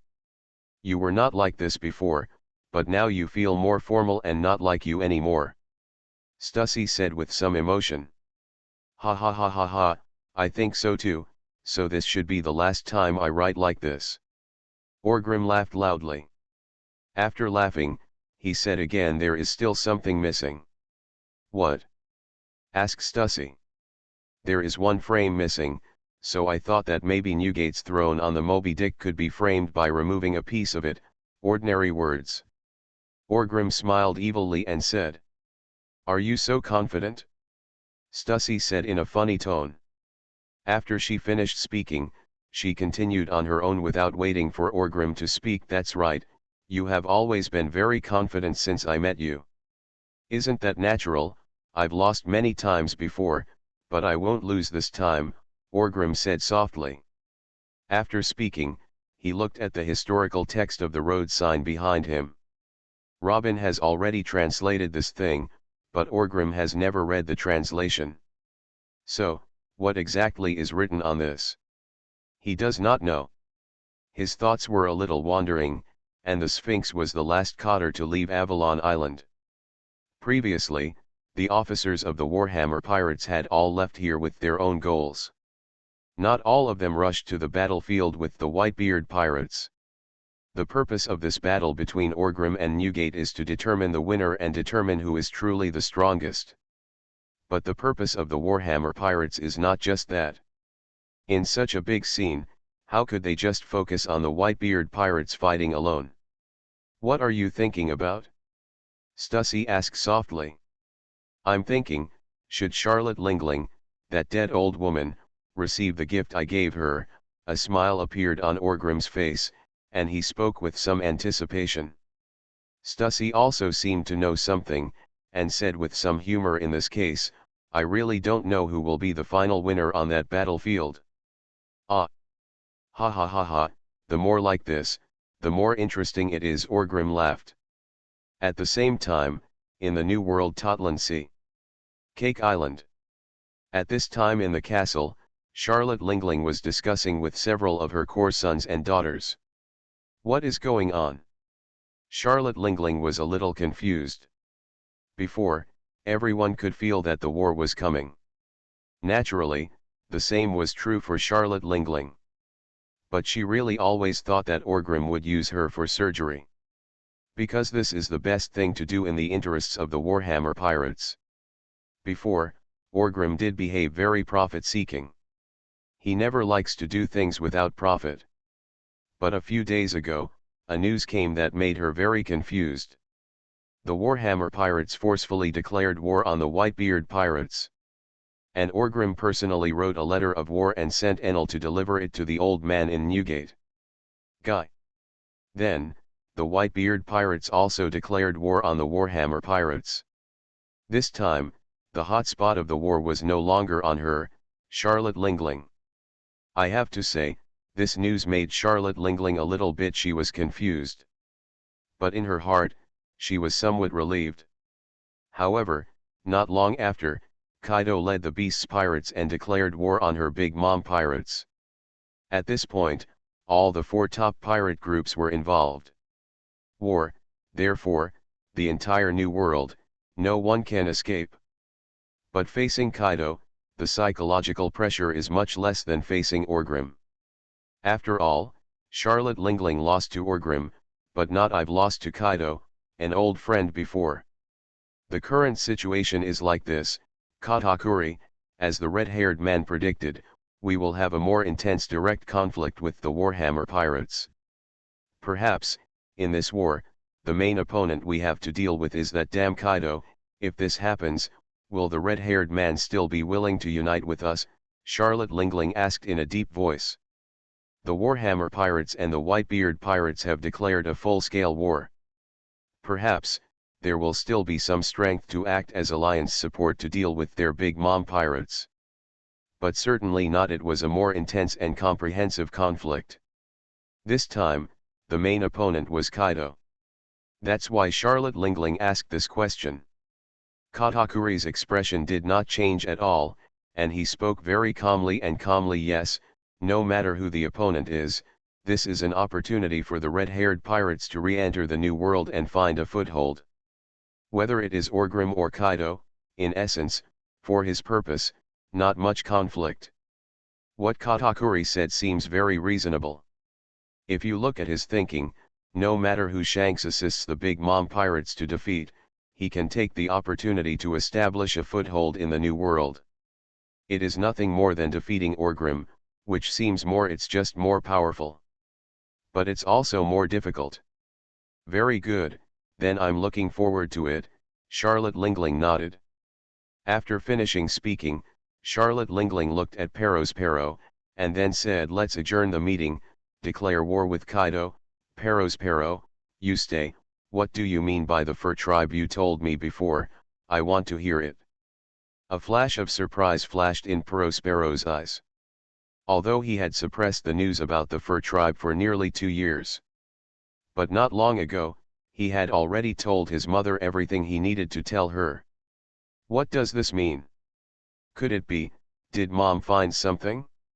He was a little panicked, but he didn't show anything strange. He nodded and said, yes, Mom. The two tool men, Smoothie and Cracker, didn't show any signs and left quietly. Katakuri glanced at Perospero and felt a little confused. What kind of fur tribe? But he still has things to do, such as following his mother's orders to talk to Shanks about cooperation. So he didn't think much and turned around quietly and left. After everyone left, Charlotte Lingling sat on her throne with a gloomy expression and did not speak for a long time. Perospero stood below, very calm on the surface, but panicked in his heart. Just when the atmosphere was so dull that Perospero couldn't hold it in any longer, Charlotte Lingling slammed her fist on the armrest of the throne, smashing a delicate ruby on it to pieces. This blow shocked Perospero and he almost knelt down. Mother, Perospero whispered in a panic. Charlotte Lingling's eyes then looked at Perospero, and she said in a cold tone, our Charlotte family is connected by blood and is based on this world. It is precisely because we are a family. That's why we can be so powerful. Even if we face that bastard Orgrim, we can still sit in the position of the 4 emperors, am I right? These words said by Charlotte Lingling, Perospero felt it, don't believe every word. Bloodline is nothing, although we do all have bloodline in our bodies. But the real core of the whole family's unity is your mother's terror and high pressure. More brothers and sisters have died in your hands than in the hands of outsiders. However, Perospero did not dare to say that. He took 2 deep breaths, calmed down his emotions, and quickly said, you are right, Mom. But some of us are betraying, Charlotte Lingling suddenly shouted angrily. Perospero was almost scared to death. Did something happen to me? No way. Although I keep making small moves, I haven't really made up my mind to betray you. Before Perospero could figure it out, Charlotte Lingling took out a letter from her pink dress and pajamas and threw it on the ground in front of Perospero. Perospero was very worried. He picked up the letter. Then, he opened it with some guilt and read it. Soon, Perospero had a look of surprise on his face. This is impossible, right? Mother, could this be some kind of strategy used by that damn Orgrim? Perospero said in disbelief. This letter was actually sent by Kazguro's Orgrim, who had always had a deep hatred against their Big Mom pirates. But the letter revealed to Charlotte Lingling has a very explosive information.